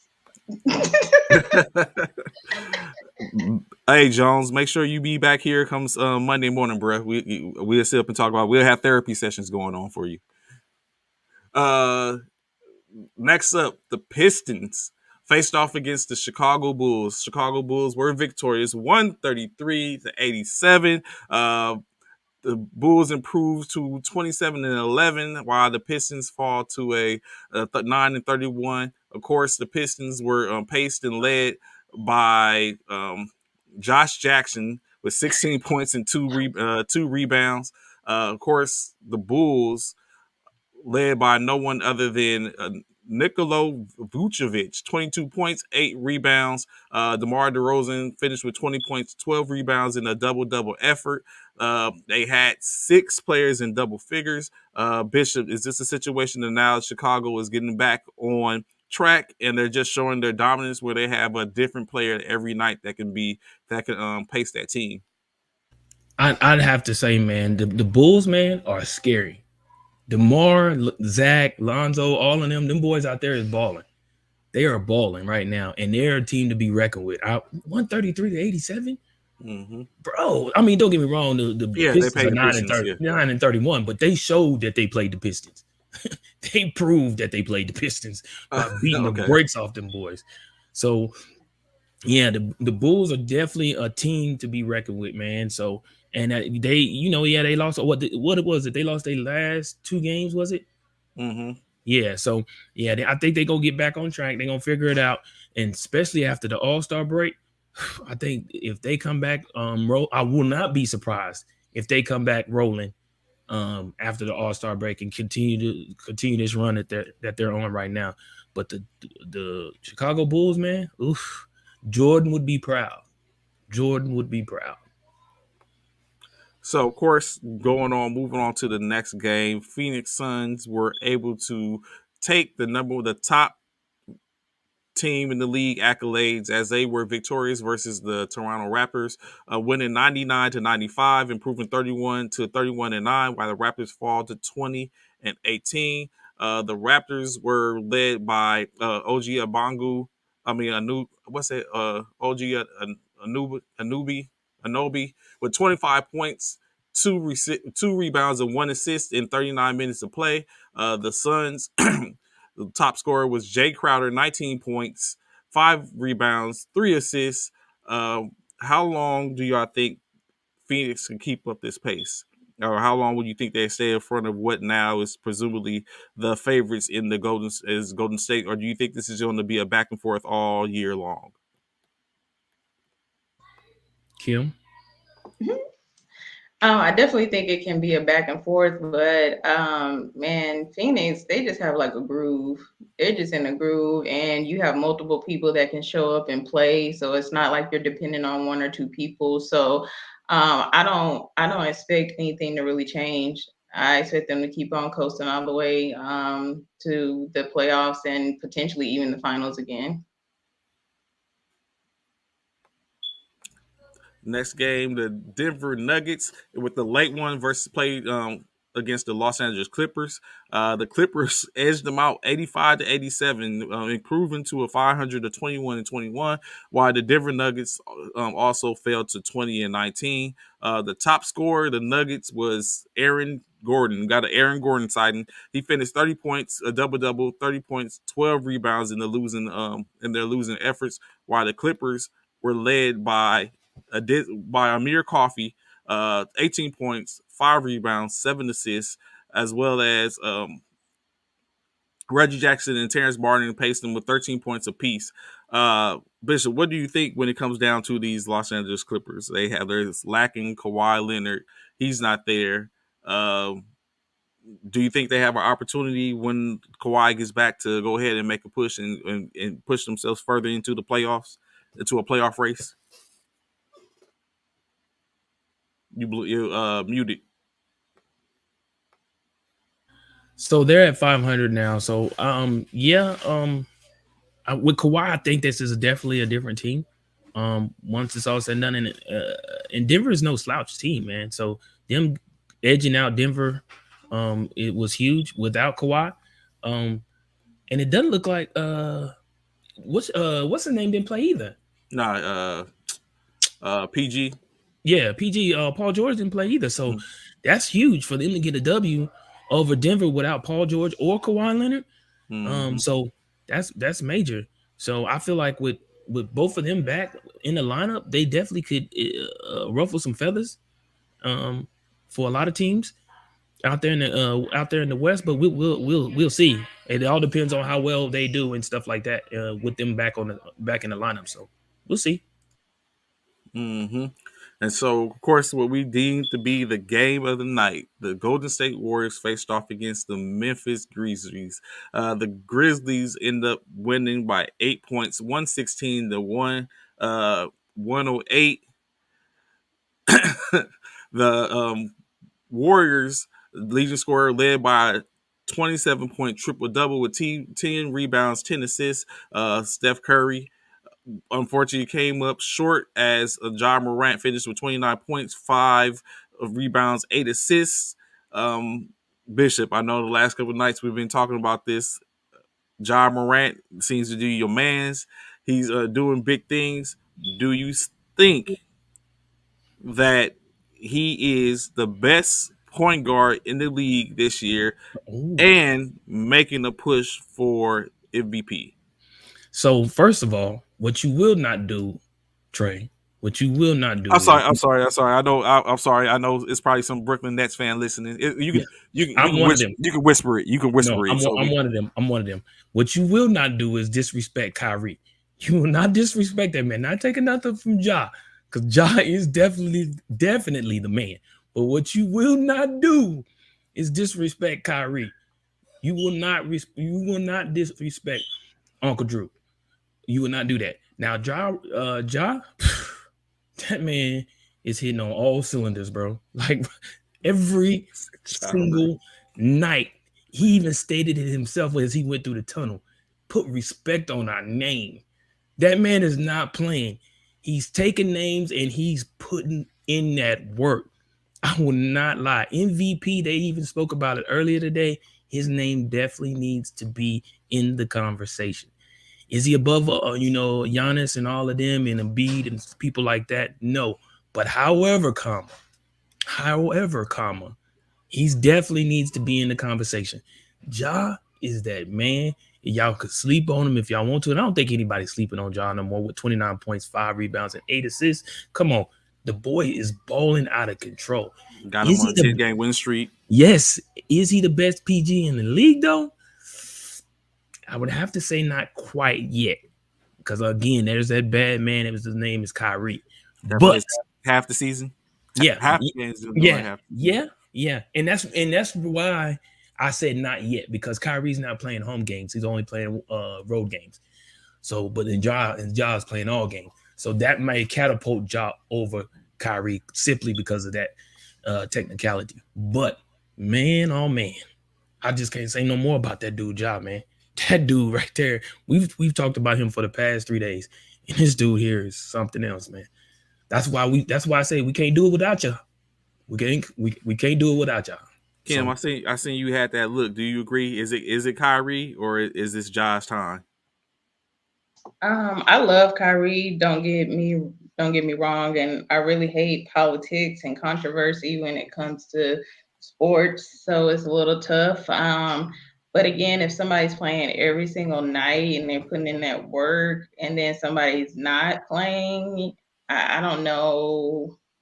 I don't really know. You know what I'm saying? It's just that politic thing is so like a line, because then if you don't say his name and you say because he's only playing halftime or only playing, certain games, then the politics come into it. Well, that's not fair, and this, that, and third. So, I definitely think John Morant is killing it. That block the other night was nasty. I like to see that. I need that back in the NBA's life. You know what I mean? Um, I like the way he will put the team on his back. He's not scared of nobody. He's gonna do what he's gonna do, and he's gonna talk noise with it, and he's gonna back it up. That's And so exactly what he I like does. what he brings back to the game.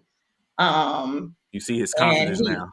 yeah, I like what he brings back to the game, and I like the fact that he's really tapped in. He shows what hard work and tapping in really can get you. So, like I said, I love Kyrie to death, but it's, you know, I'll take it from this. I had a situation where, I coached all year, had revamped this whole organization, and Mhm. then this one coach had like 4 games, and I think my championship went to overtime, lost by one, but he won his division, and he ended up getting like the coach of the year for the simple fact that he went to like the particular the next level or whatever you want to call it, or the final Mhm. four.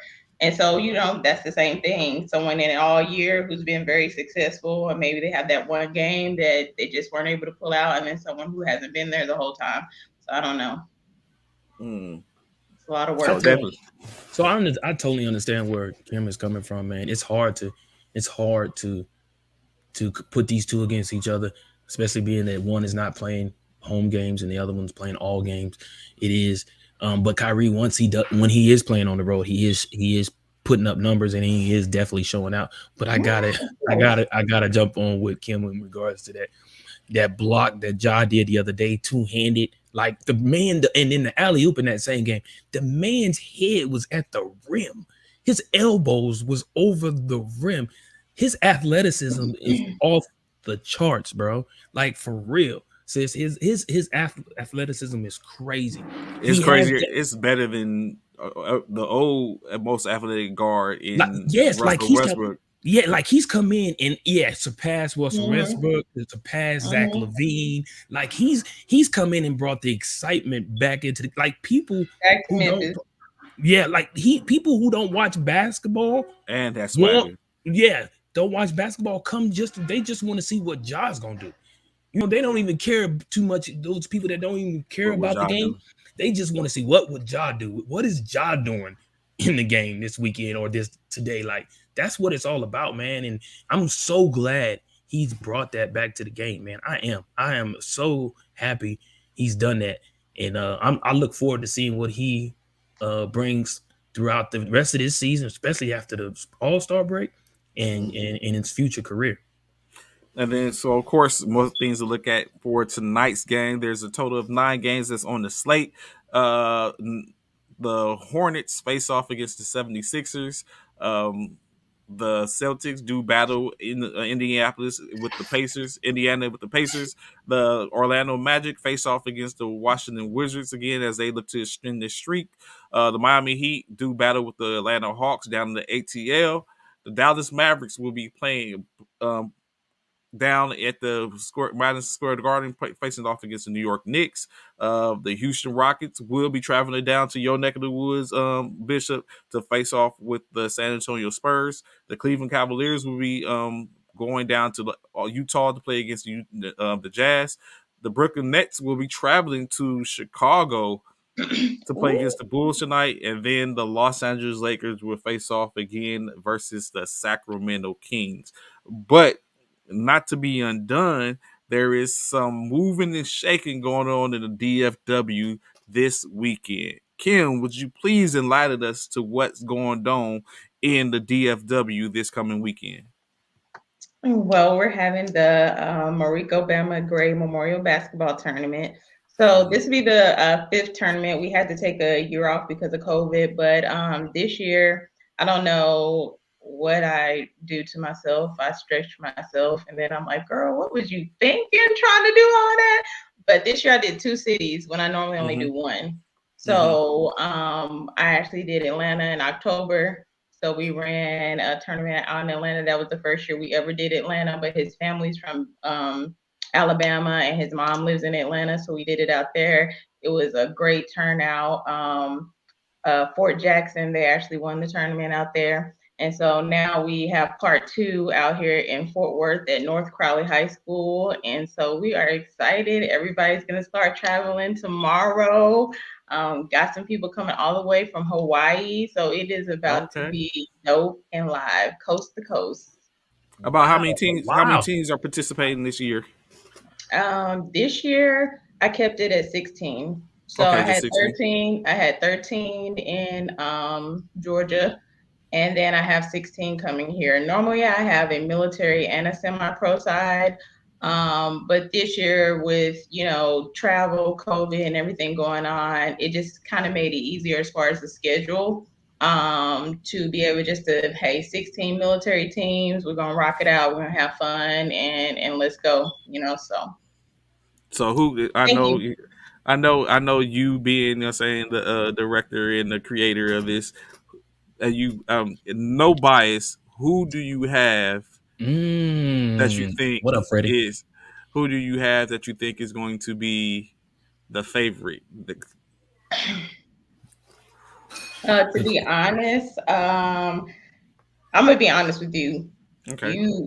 You can't really necessarily have a favorite because right now where we are, the competition is so crazy that it can go any way. When we were in Atlanta, the games some of them were coming down to the wire. That's the kind of battles that we were getting into. You know what I mean? And it was majority of games like that instead of games where there were big blowouts. There were a couple. But I feel like the comp is going to be so crazy this weekend that it's going to be some surprises. And then it's going to be some people that, always show up, So, like I said, Fort Jackson, they came to Atlanta, they won it, and they are coming to Dallas or coming to Fort Worth. So they definitely want to win another one. Their coach, he is always talking. That's Paul Sheen? Fort Jackson? No, he's Kentucky. He's in Kentucky, he's Fort Campbell. He's Fort Campbell. Okay. Fort Campbell. Right. No, Fort Jackson is Coach Wayne. He definitely will stir the pot. He's definitely going to talk. And then, like you said, you got Fort Campbell with Paul. They always bring it. And then you got the Marines. They're coming. The Marines always play at top level. And then you got all Air Force alumni. So you got some of the best players in the Air Force coming that have comprised themselves of a team. And then you got some people that are coming back. You got Barksdale, who they've had a Just program, up the and road then from me. right, they had to take off for a little bit due to COVID, and now they're coming back. But they've always had kind of like that dog mentality as well. You got Dias, like I said, team from Hawaii. You got Fort Lee coming from Virginia. Ooh, Um, Let me just run wow. down and make sure I give everybody their props. I was I about don't. to say, because you are Real about to quick. put some respect on Nah, our name. no, hold on, But hold real on, hold on. No, In no, the no, no, building. no. Hold on, hold on. I got you. I got you Okay, already. okay, okay, I got you okay, okay. already. Let's go. Let's You know what I'm go. saying? Because I have a story behind yours. So, Okay, that's uh-oh. what's up. That's what's Uh-oh. up. so then of course we got Fort Worth, who is right here in town. Coach Snowden is amazing. That team is great. They're comprised of some good players as well with basketball IQ. And they always come ready to play. We got Fort Sam Houston, come from San Antonio, Coach Cal. Um, he Okay. he has been around for a while. Actually, me and him have known each other since tech school, so probably over 20 something years. But he actually has done great with Fort Sam down there at that program, and he's kind of in a revamping stage. But he is the first military basketball finals winner. They won the first championship for that, and so that is very exciting. And I We hear think the you, Master Air Sergeant. Force alum. Cannons coming from New Mexico. That is another organization that they've been around a while. They had some changes in coaching and in staff, but they always come prepared, compete. So I'm happy to see them get back and get into it. OKC. So Tinker Air Force Air Base. Force Yes. Base. Yeah. But what's happening like with funding and everything, some of these teams are kind of having to, do their own thing. And so it's called OKC Military Basketball. They're the vets. So they've Okay. been around, a lot of their players have been around 10 plus years that I've known. And so they're that team that will walk you down. You know what I mean? Like they're a little bit older, so they don't have to play fast, but they'll use their basketball IQ to, The to take fundamentals. care of Yep. you. Mm-hmm. And Offit, the team that I put into play over 10 years ago, they still got that program running. I think it's more so the coach was actually with me. And I think he just has kind of like a respect thing where he's like, hey, as long as I'm here, I'm going to keep it going. But it's kind of hard up in that area to actually have a lot of people to pull from. But I still think they're going to come down, compete, and they're going to show up real well. Then you got Colorado military basketball, Coach Mike Myers. Oh, So Coach, Mm. really? yeah, Coach Mike Myers, yeah, he's gonna bring in his team, and he comes ready. He's gonna be Hey, dressed in dress.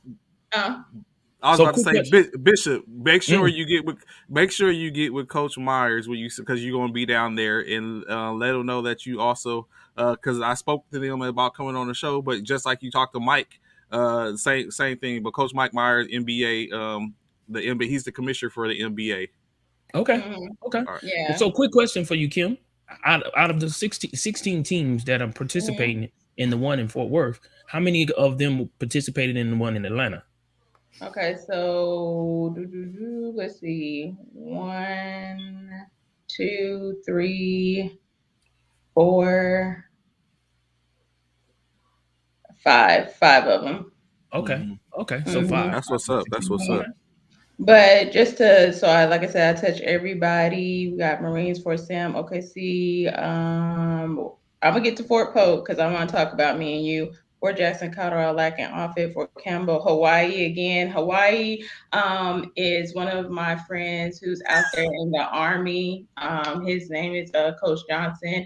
So he actually is coming to be a part and support, and so he's bringing guys from up there, and they really don't have a lot of basketball up there, so they're all excited to come down and actually play. So that's a big sacrifice for them. So I thank them for that, and I really think they're going to compete well. And then Dias, I talked about Dias. Dias is another good program. They've been around the Central for a long time. They got some really good young players to compete. So I'm looking forward to them as well. And then you got Fort Hood. Fort Hood will be there. Coach Uriah Hunter, he's getting that program back going, and he's actually doing really well down there. And he has a lot to choose from. And then I think I already said Fort Lee, Virginia. So let's talk about Fort Polk. So me and Trayvon, of course, knew each other from the semi-pro world, and we were talking about it because I was actually coaching in the military still, and he talked about maybe getting a program there at Fort Polk. And now it's all came to fruition, and you got Africa down there, you got Yes, sorry for Splash Claiborne down Africa. there, you Hmm. know. It's crazy because I think his name is PV. His father works at the school that we're gonna be playing at, you know. Uh-huh. So it's just crazy how you meet someone in one element, but we still have kind of a similar background, but then how we're able to still come full circle and make other opportunities happen. So I'm just excited to have you guys actually starting your program there and actually putting Appreciate it. Fort Thank you. Polk on the map and actually continuing to expand military basketball because all the guys need a chance. And True. I really say that to say this. I don't know. It's not the same. You know, there's not a lot of funding anymore. Some based or post, they can do what they can do, and some people don't. So you guys, when these guys are coming out to play, they're coming out of their pocket. When we do Hmm. these tournaments, we are coming out of our pockets. We are doing it for the love of the game and because we love the players Service. and we love their families and we want to give them an outlet. You know, so if you have a team that's close to your city, you need to get out and go support. You know what I mean? Like I love the NBA, I love the NCAA, but our guys are out here playing and they got just their families in the stands, or they only have, you know, maybe 10 people in the stands. Like, let's really start tapping into our local, you know, military installations and supporting them because, man, it can be like it was 10, 15 years ago when the gym was dumb. You know what I mean? And everybody was in there and it was a wall to wall type of thing, you know? So, and when you see these programs too, and then I'll get off my soapbox, when you see these programs, see if there's something you can do for them. You know what I mean? Because again, they're coming out of their pockets. They're spending their money just to play a game that they love. You know what I mean? So see if there's something, there's like some connection that you can say, hey, I don't have much, but I can you know throw you guys some towels, or I can throw you some water, or I can do something to help you guys out. What do you need? How can I serve you because you serve us? You know what I mean? So Yep, Hmm. totally yeah. understand. It's crazy you say that, Kim, because of course we all have military backgrounds and was served in the military, and so I did a couple of tours over in Europe. I don't know if you did as well, Kim, but I know I was stationed in Mannheim and in Augsburg and places like that. And when I was in Mannheim, man, well, one thing they used to have over there, and I don't know if they still have it. It was the good Lord, I just had it. It was a high school All American basketball team that used to come every year. I can't think of the name, which was huge, huge tournament. Teams from all over would come and play in that tournament. But just to go back to what you said in regards to how the post teams used to play and how the gym, when I say wall to wall people in the gymnasium, my God, it was like going to Trey, it was like going to the club. Kim, it was Mm-hmm. like going, and I am for those that was in the military in the time in which I was in. Like this is like in the '90s, early '90s, mid '90s. When I say it was like going to the club, when you walked in the gym, standing room Mm-hmm. only. When I standing room only, these are full DJ in the corner, DJ off in the corner, playing the tunes. Mm-hmm. Everybody's in the gym. And we know post gyms and stuff like that, military gyms, they not that big. So they're not an arena. They're not holding, you know, thousands and thousands of people like an arena. But man, they packed that gym as much. It was so packed. The refs always had to say, hey, I need y'all to scoot back. I need y'all to scoot Mm-hmm. back. Because the bleachers, the bleachers was so close to the sideline. So Mm-hmm. to let people sit. So they was always, hey, you got to sit down because the refs got to run up and down the court. Players got to run up and down the court. They was always telling the officials was always telling people, y'all got to step back. Y'all got to step back. They threatened us numerous times. Hey, we gonna call this game if y'all don't step back. Y'all in the way of the play. Y'all got to step back. We used to love watching those games, and I'm so glad, Kim, that you have taken upon yourself and your team to bring that back, man. Because those were some of the fun times in which I had while I was in Europe, man. To go to those games, everybody would talk about it all throughout the week leading up to the game. And we knew when that game was about to go down, those games about to go down, we was about to have a great time. And not only that, the Mhm. competition was fierce. The Mhm. competition was fierce. A lot of people don't realize how much talent is in these uniforms. It's some talented basketball players in these uniforms. Whether y'all believe it or not, it's some talented players. Some things that you would be amazed to see Mhm. that's coming from individuals that are protecting your country. You would Mhm. be amazed. So, Matt, shouts out to you. I salute you, Kim, for what you're doing. Your whole team, man. I'm so excited to be able to be a part of that and come down and witness that once again, man. Thank It is, you. man. Thank you. It's really gonna be exciting, and especially, like I was saying, with some of the installations, they don't have access to the gym, or the gyms have closed. Yeah. So a lot of stuff that we've been doing, or that we've had to do, is we've had to go and use off base installations Mhm. and facilities. But the thing about it, those facilities are amazing. You know what I mean? Like when we take people places, it's normally some really nice facilities. Right. And so we're even giving the guys a different look. I mean, it's what was it? But right before COVID, we did the tournament at Drive Nation. Well, that's Jermaine O'Neal's gym. Okay. So Jermaine O'Neal comes in the gym and is taking pictures with all the guys and speaking to all the guys. You know Wow. what I mean? That's And so it's like, nice. That's I what's up right there. I like yeah, that. I'm all about an experience.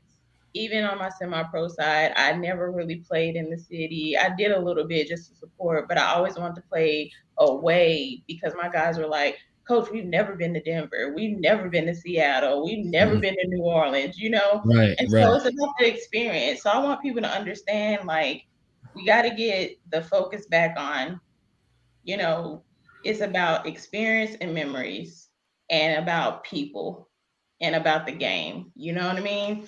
And so if we can get to that, man, the support will be crazy, and we'll have packed gyms everywhere, So yeah, definitely so.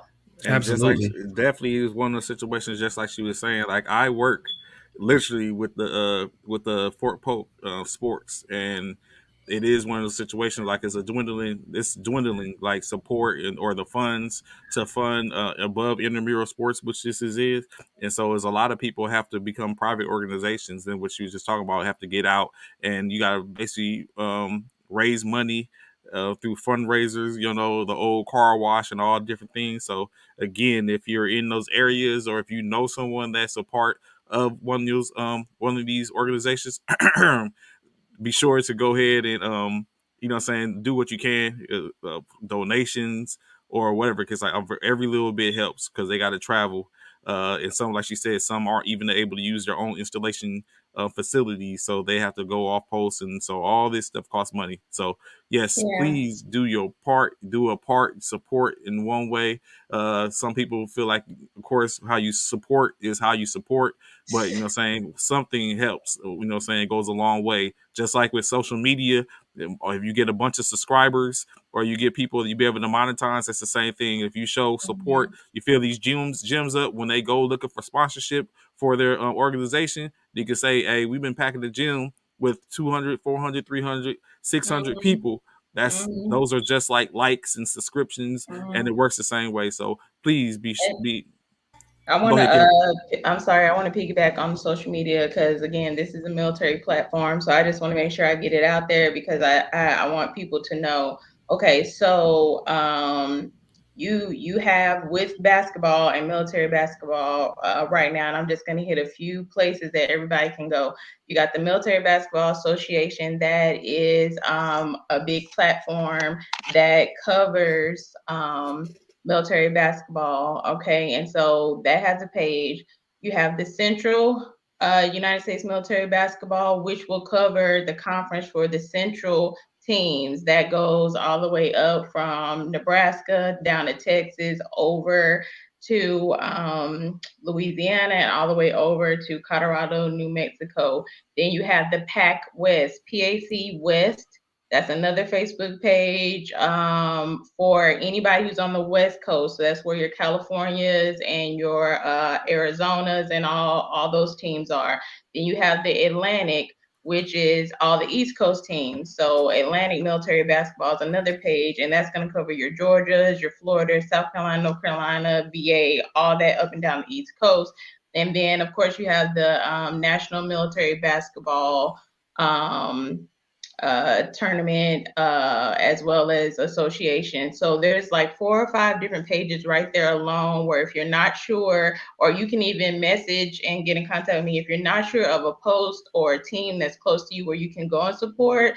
Those are just different Facebook pages right there that you can go and start watching the lives from their games. We had games all weekend this weekend that I'm pretty sure a lot of people didn't even know about, coast to coast, Saturday and Sunday. So please follow those pages, get those likes and subscribes up, and then also you'll be able to see the games as well. So Yes, yes, indeed.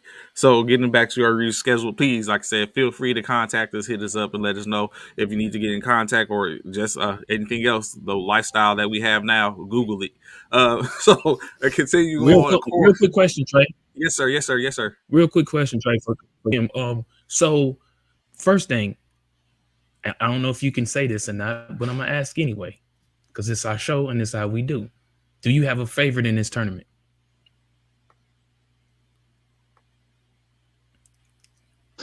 um,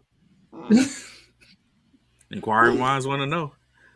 I can't really say. Yeah, inquiring minds. I'm kind of like one of those people because I've been around so long.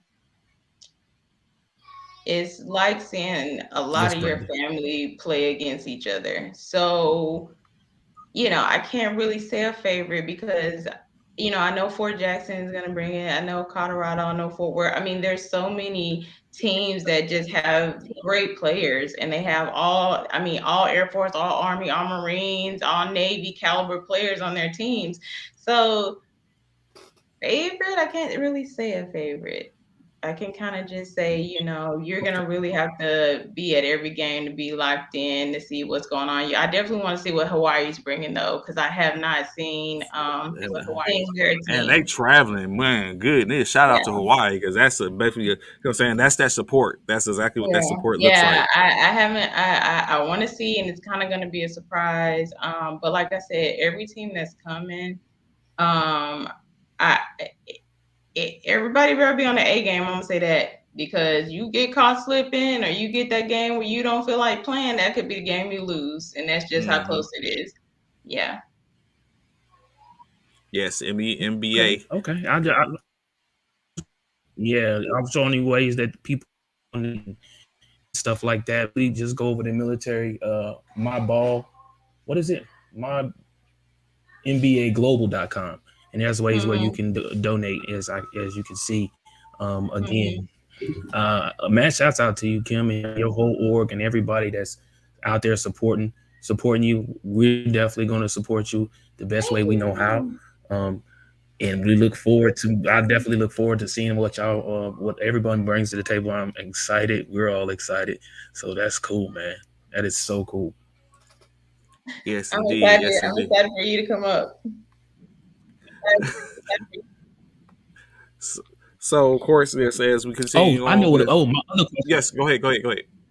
Real quick, Trent, I'm sorry. My other question, because of what's going on, will masks be needed for the gymnasium for everyone? Yeah, I'm gonna tell everybody they should definitely bring masks and they should definitely wear them. It may not necessarily be a full-blown mandate. Texas that we kind of do our own thing, but I just feel like, hey, for your protection, and everybody else, we should just wear them. And because we do have people coming from other states and stuff like that, so when you're not playing on the court or you're not coaching, then just just try to put it on if you can, so yeah. Absolutely. All right, Trey, it's yours. My bad. Okay, no problem at all. So, of course, getting back to having a little fun with this. So, what was I seen a post? I can't remember where I seen that, but it was a conversation that was had in which it says there's a big four in the West.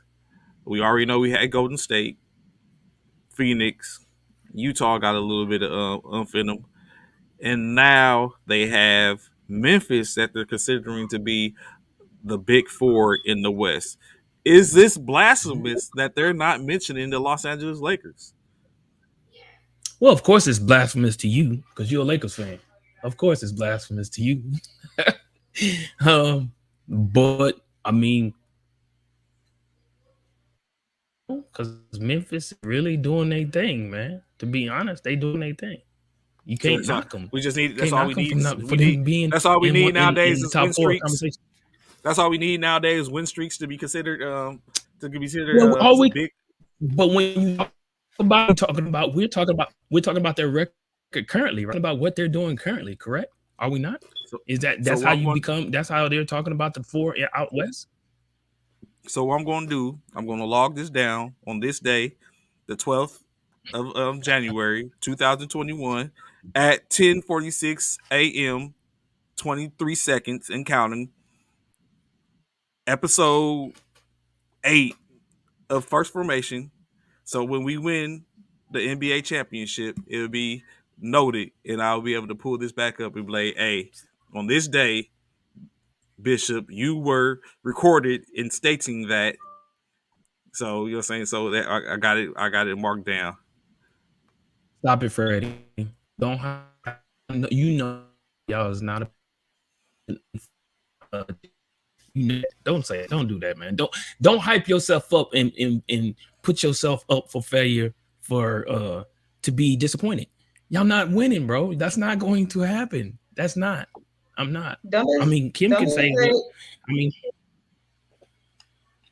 don't they say don't talk about the past? Oh, okay, yes.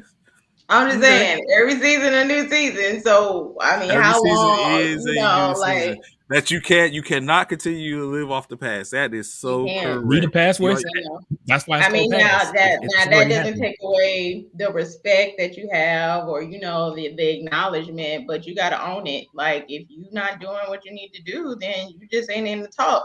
Now, if they're doing that, maybe to get some fire up under the Lakers, maybe they know that's gonna get some things going because you know how media is. They'll say certain things just to get people stirred up. So you just never know. But Right. it is what it is. You got to own it and then decide what you're gonna do with it. exactly. So Facts. Say that. What she said. speaking of ownership, speaking of ownership, Mhm. players and the rights in their rights, as we call it in the NBA with the governors. There's currently two players that a particular team is trying to shop as a tandem. It was one at one point. Now they have gone on record as to try to shop them both. The Philadelphia 76ers are looking to move not only Ben Simmons, but Tobias Harris as well in a package. That's what they're trying to do. Basically trying to shop 80 minutes of play in one swoop. Kim, Bishop, would you, if you were a GM of your perspective or a prospective team, would you buy or sell this package deal? Kim. Y'all want the good answer? Or you want the Coach K answer? Hey, let's let's hear the Coach K answer. The I Coach K think that's going to be answer is I that's, shop him right on to his life, like shop him right on out the door. I wouldn't even be looking to. I mean, I don't know. I understand people have different situations, but at the same time, sometimes you got to wake up and do what you're supposed to do, and then you got all these other teammates that you just are in discord with that maybe has nothing to even do with what's going on. So it's like a way bigger picture at that point. So now you're willing to just quit on everybody over whatever you feel instead of just keeping your commitment and then maybe working something out. So, I mean, if they want to get rid of them, then hey, if you want to shop them, but I wouldn't really be going out of my way, to be honest. what's up with Yeah. yes, go ahead, sir. I'd like to hear what you guys say. Yeah. If I'm a general manager, I'm shopping him, and I'm not. Yeah, Ben Simmons, he's a distraction. He's just like Kim said. I just feel like this is your job. This is what you get paid millions of dollars to do. Do your job, man. Do your job. And if you feel like you don't want to do your job where we at, bye. I'll holler at you, peace. Catch you on the next one. And it is what it is. So yeah, for me, yeah, shop him. He's going. Good luck to wherever you land in your future endeavors. And we'll catch you on the rebound. But then they gonna just keep shopping him because he gonna still be a problem probably everywhere that he goes. He really disappointed me. Like after what was his second year when he was at LSU? He had like a couple really good games. I was like, oh, he about to be the next everything, and then he just fell off. I was like. So of course, so he looks like he's the one currently. He looks as just to be a one-dimensional scorer. Let's say scorer because he does have other accolades. But I think in a good system, in a right system, and where he doesn't have to. I mean, where he doesn't have to be a shooter, he can set up and turn his back to the. But I think it is a situation in which he has to buy into. I'm not a point guard, or I'm not the point guard. This is my new role. If he can buy into that and someone can get him, then I think he can he can thrive. But as far as like adding Tobias Harris to the mix, no one's going to. I don't think is anyone has deep enough pockets on their roster currently or able. With that, they have to move their top tier players or their money makers in order to be able to bring the both of them in. And I don't know who's willing to do that. I mean, maybe Detroit, and that's hell. They might have to move half their roster or be able to do that. So there's definitely, I don't foresee anyone taking both of them at this point. Maybe someone to go after Tobias. Maybe he's starting to become a shell of himself. It's unfortunate what you're saying, but if they ain't the Lakers, I'm not really concerned about him because he's not coming to LA. At least I don't hope. Oh, send him to LA. He might help LA. He might help LA. I'm just saying. The Clippers. No, the LA. He want to go to the Lakers. Yeah, purple and gold. I can see him in purple and gold. What, the Minnesota Vikings? Oh, back at LSU. The Lakers. No, the Lakers. Back at LSU. The Pelicans. The Pelicans must be playing a homage. The Pelicans must be playing homage to LSU and putting LSU's colors on the Pelicans jersey. You know what? Maybe you should send him to somewhere like the Pelicans that they ain't winning no games so hardly, and he just be. Maybe he needs to be in that kind of environment where you're right. He the only, really one of the only people they got. Him and because Zion ain't there. What in the world was Zion? He's in rehabbing in he's in Arizona. Oh, Portland. That's where it is. Portland. Rehabbing in Portland. Arizona, yeah. Portland. But that's right. He's rehabbing what again? The foot. He had the broken foot or something like that. A stretch factor in the foot. And then of course over season he gained all that weight. Have you seen Zion? That's what I'm saying. How the foot gonna get better if you heavy or? That's why they got him. They say he was a distraction. You know how y'all do down up in that boot down there in that area. You know how I get down the food and stuff like that. He probably on some E2G and all that type of stuff. They ain't got nothing to do with your foot ain't got nothing to do with your upper body. That Louisiana cooking. He going to get them beignets. So so he down there just in the perfect environment. So of course, eating that crawfish.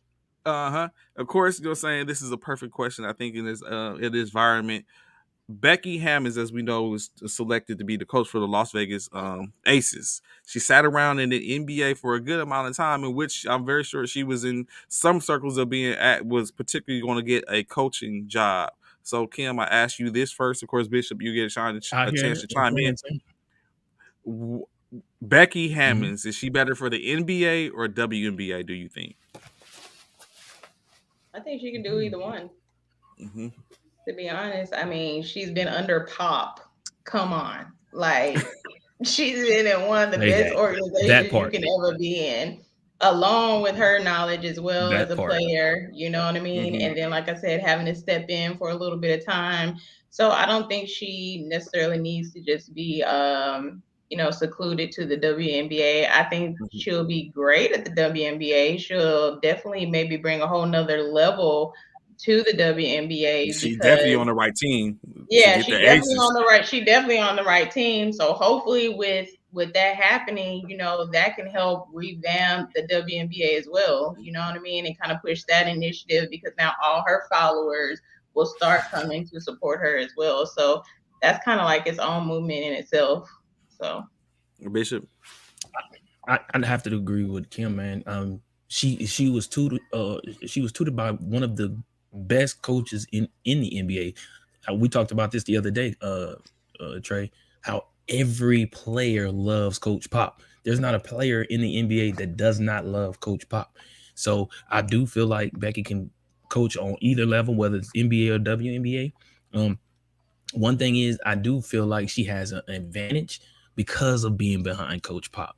And I feel Mhm. like whatever she learned from Coach Pop, she's going to take it and take it to the WNBA and just make her even stronger of a coach in the WNBA. So I don't knock her for taking the WNBA job, but I'm sure she would have been one of the first coaches to be the NBA. So either way, she was set up for success. So mass shouts out to Becky, man, for doing what she's done and making that decision. So I look at it's similarly but different. Like I actually would have preferred her to be in the NBA, but you know what I'm saying, because I'm definitely a big supporter and trailblazer of what I'm saying, the difference in females in sports and debunking those stigmas. But unfortunately, what possibly would have happened is if she wasn't successful, they would have drug her. And that's what I'm saying, and that's the double standard in which It's we a always look at. possibility. Yeah. Yeah, so what I'm saying, and it's not to say that she wouldn't be successful, but she's better suited. God forbid It it, was she wasn't. yeah, you know what I'm saying. As soon as she would have, like all the stuff is what you we talking about would have went out the door, and you would have heard all the rumors about how a female coach is not effective in the NBA, or this is So why. true.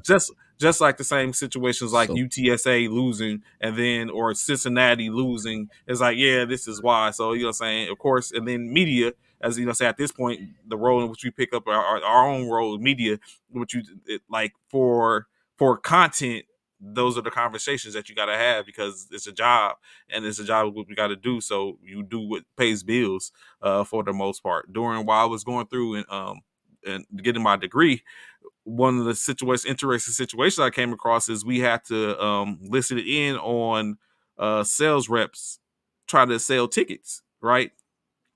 And so in some of these situations, you have the dude is I'm listening to my man basically say, like, yeah, I don't know, you know what I'm saying? Things is kind of tight. I might not be able to, you know what I'm saying, pay that, even though this sounds like a good deal.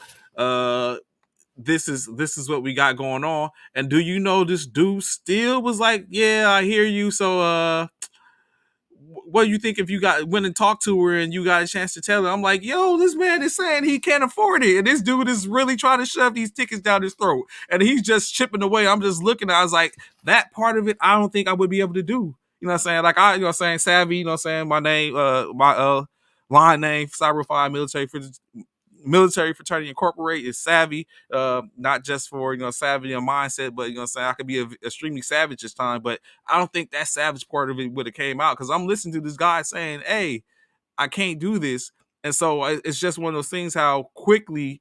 Like you hear somebody, you see, it's all good. You trying to sell them something or trying to get them something. In this case, Becky being the coach, like she finally got this opportunity, and then in the same breath, when she's 9 and 28, dragging her. Oh, well, this is a perfect example of why. So it's just one of those things, situations. But that's why I think, just like you both, but somewhat of a different reason, why she's right now good for the WNBA, for the simple fact that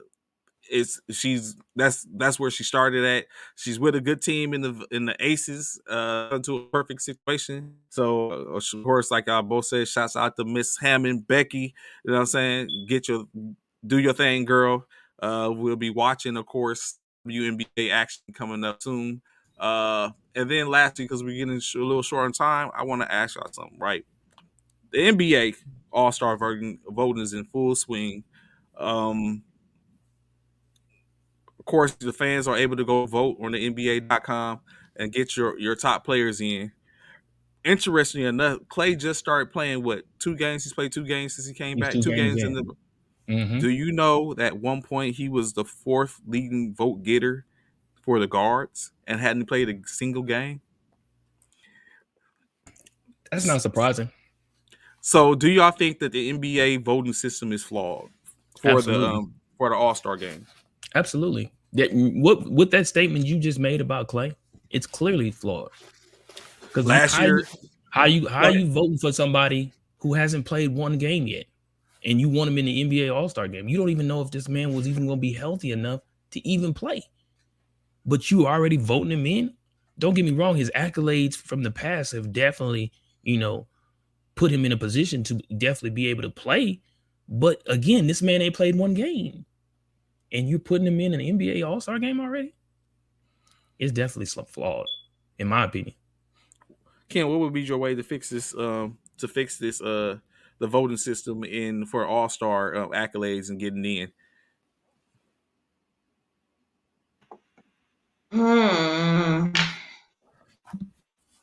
Well, times have changed. Before the right people were in the All-Star game, if you look back, 20 years ago. But now, like you say, people just vote their fan favorites. So I don't know, maybe they need to do, I don't know, maybe you have to have a certain average or a contributor or a certain amount of games you have to play. You can't just play 5 games and be able to be in the All-Star game. I don't know if they do something for people that's hurt, because when people get hurt, what can you really do about it? You know what I mean? So is that kind of like a punishment when they do come back, But again, maybe there's where that game minimum comes in, because at least Clay will be here for the rest of the season. So I don't know. It's really tough because, like I said, it's about politics and money a lot of times. So they just want the money, they want the ratings, and they want it to actually be now. So more of a show instead of an actual, Magic Johnson, Isaiah Thomas. You know what I mean? Yeah. So now it's just more so for people to have fun and just have a good time. So I don't know if that's ever really going to change, but they would have to have some kind of stipulations, maybe game or points or average or something like that, percentage. Matter of fact, Kim, I ask you a question as we get ready to bounce up out of here. You just said a name that struck something as a conversation we had yesterday. And please, people that wasn't here yesterday, Kim. please feel free to chime in.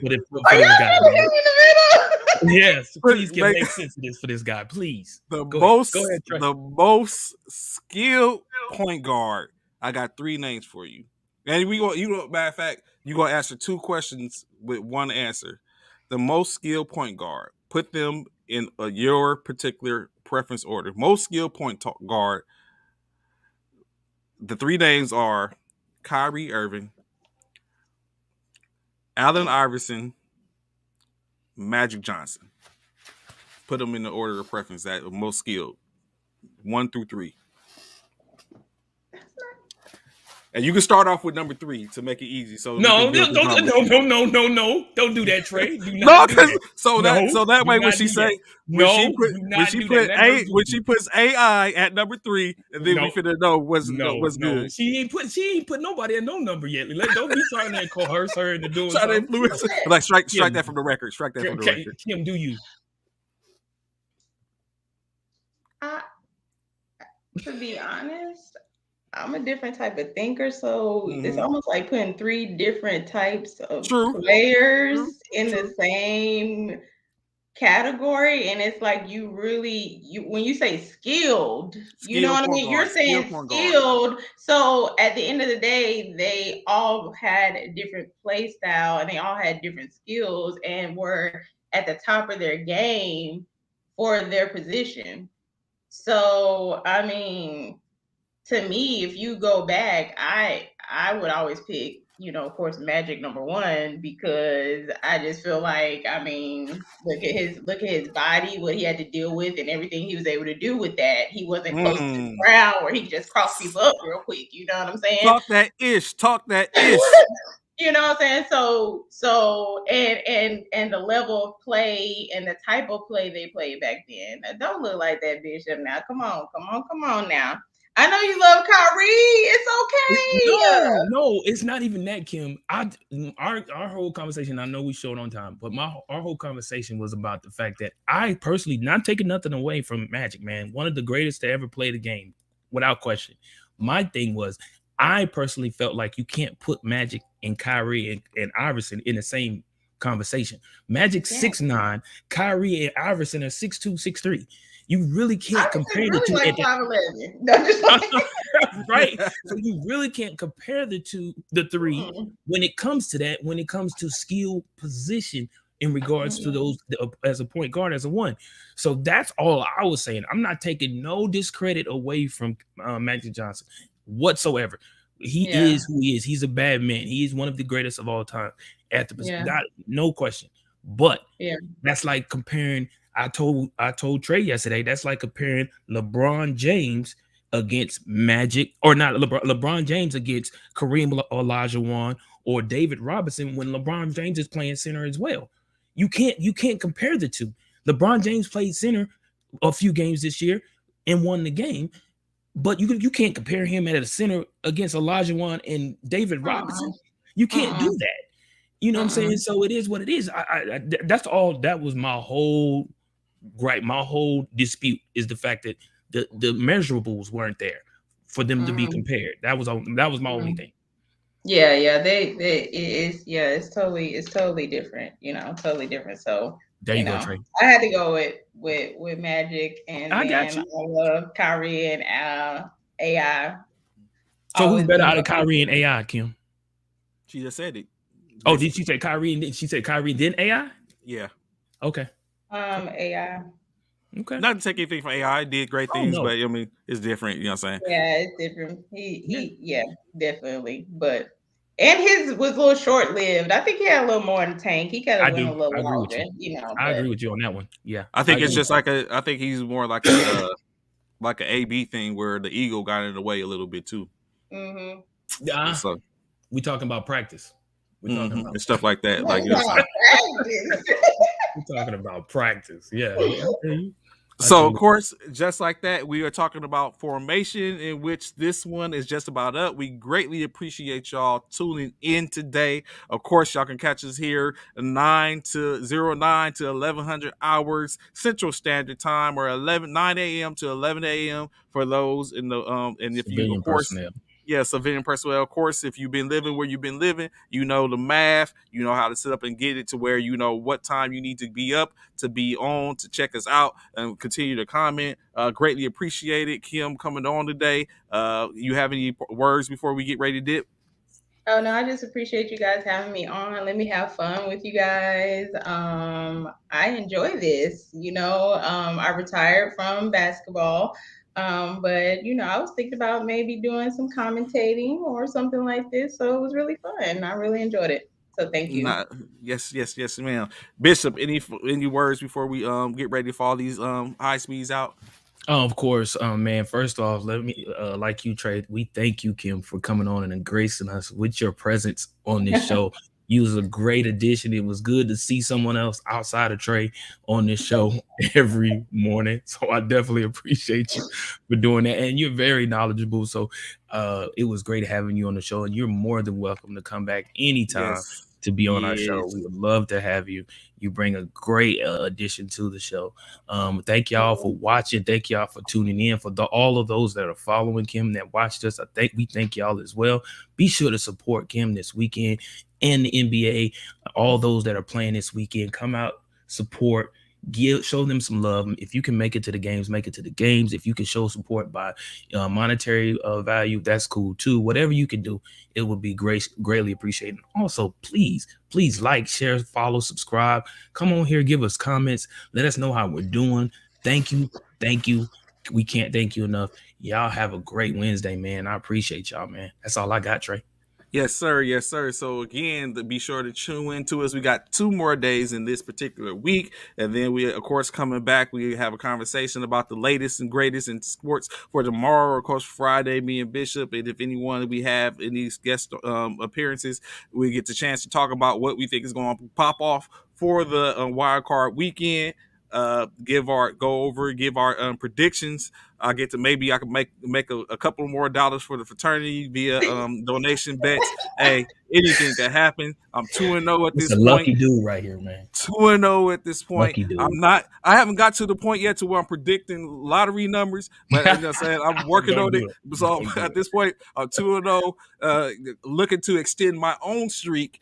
In that fact of the matter, doing it for great things. I like, you know what I'm saying, innovation in making things work. Of course, you know what I'm saying, if anything, has been grand. We look forward to seeing y'all at this point. So attention, fall out. Roll fight. Holla back at y'all. Y'all be easy.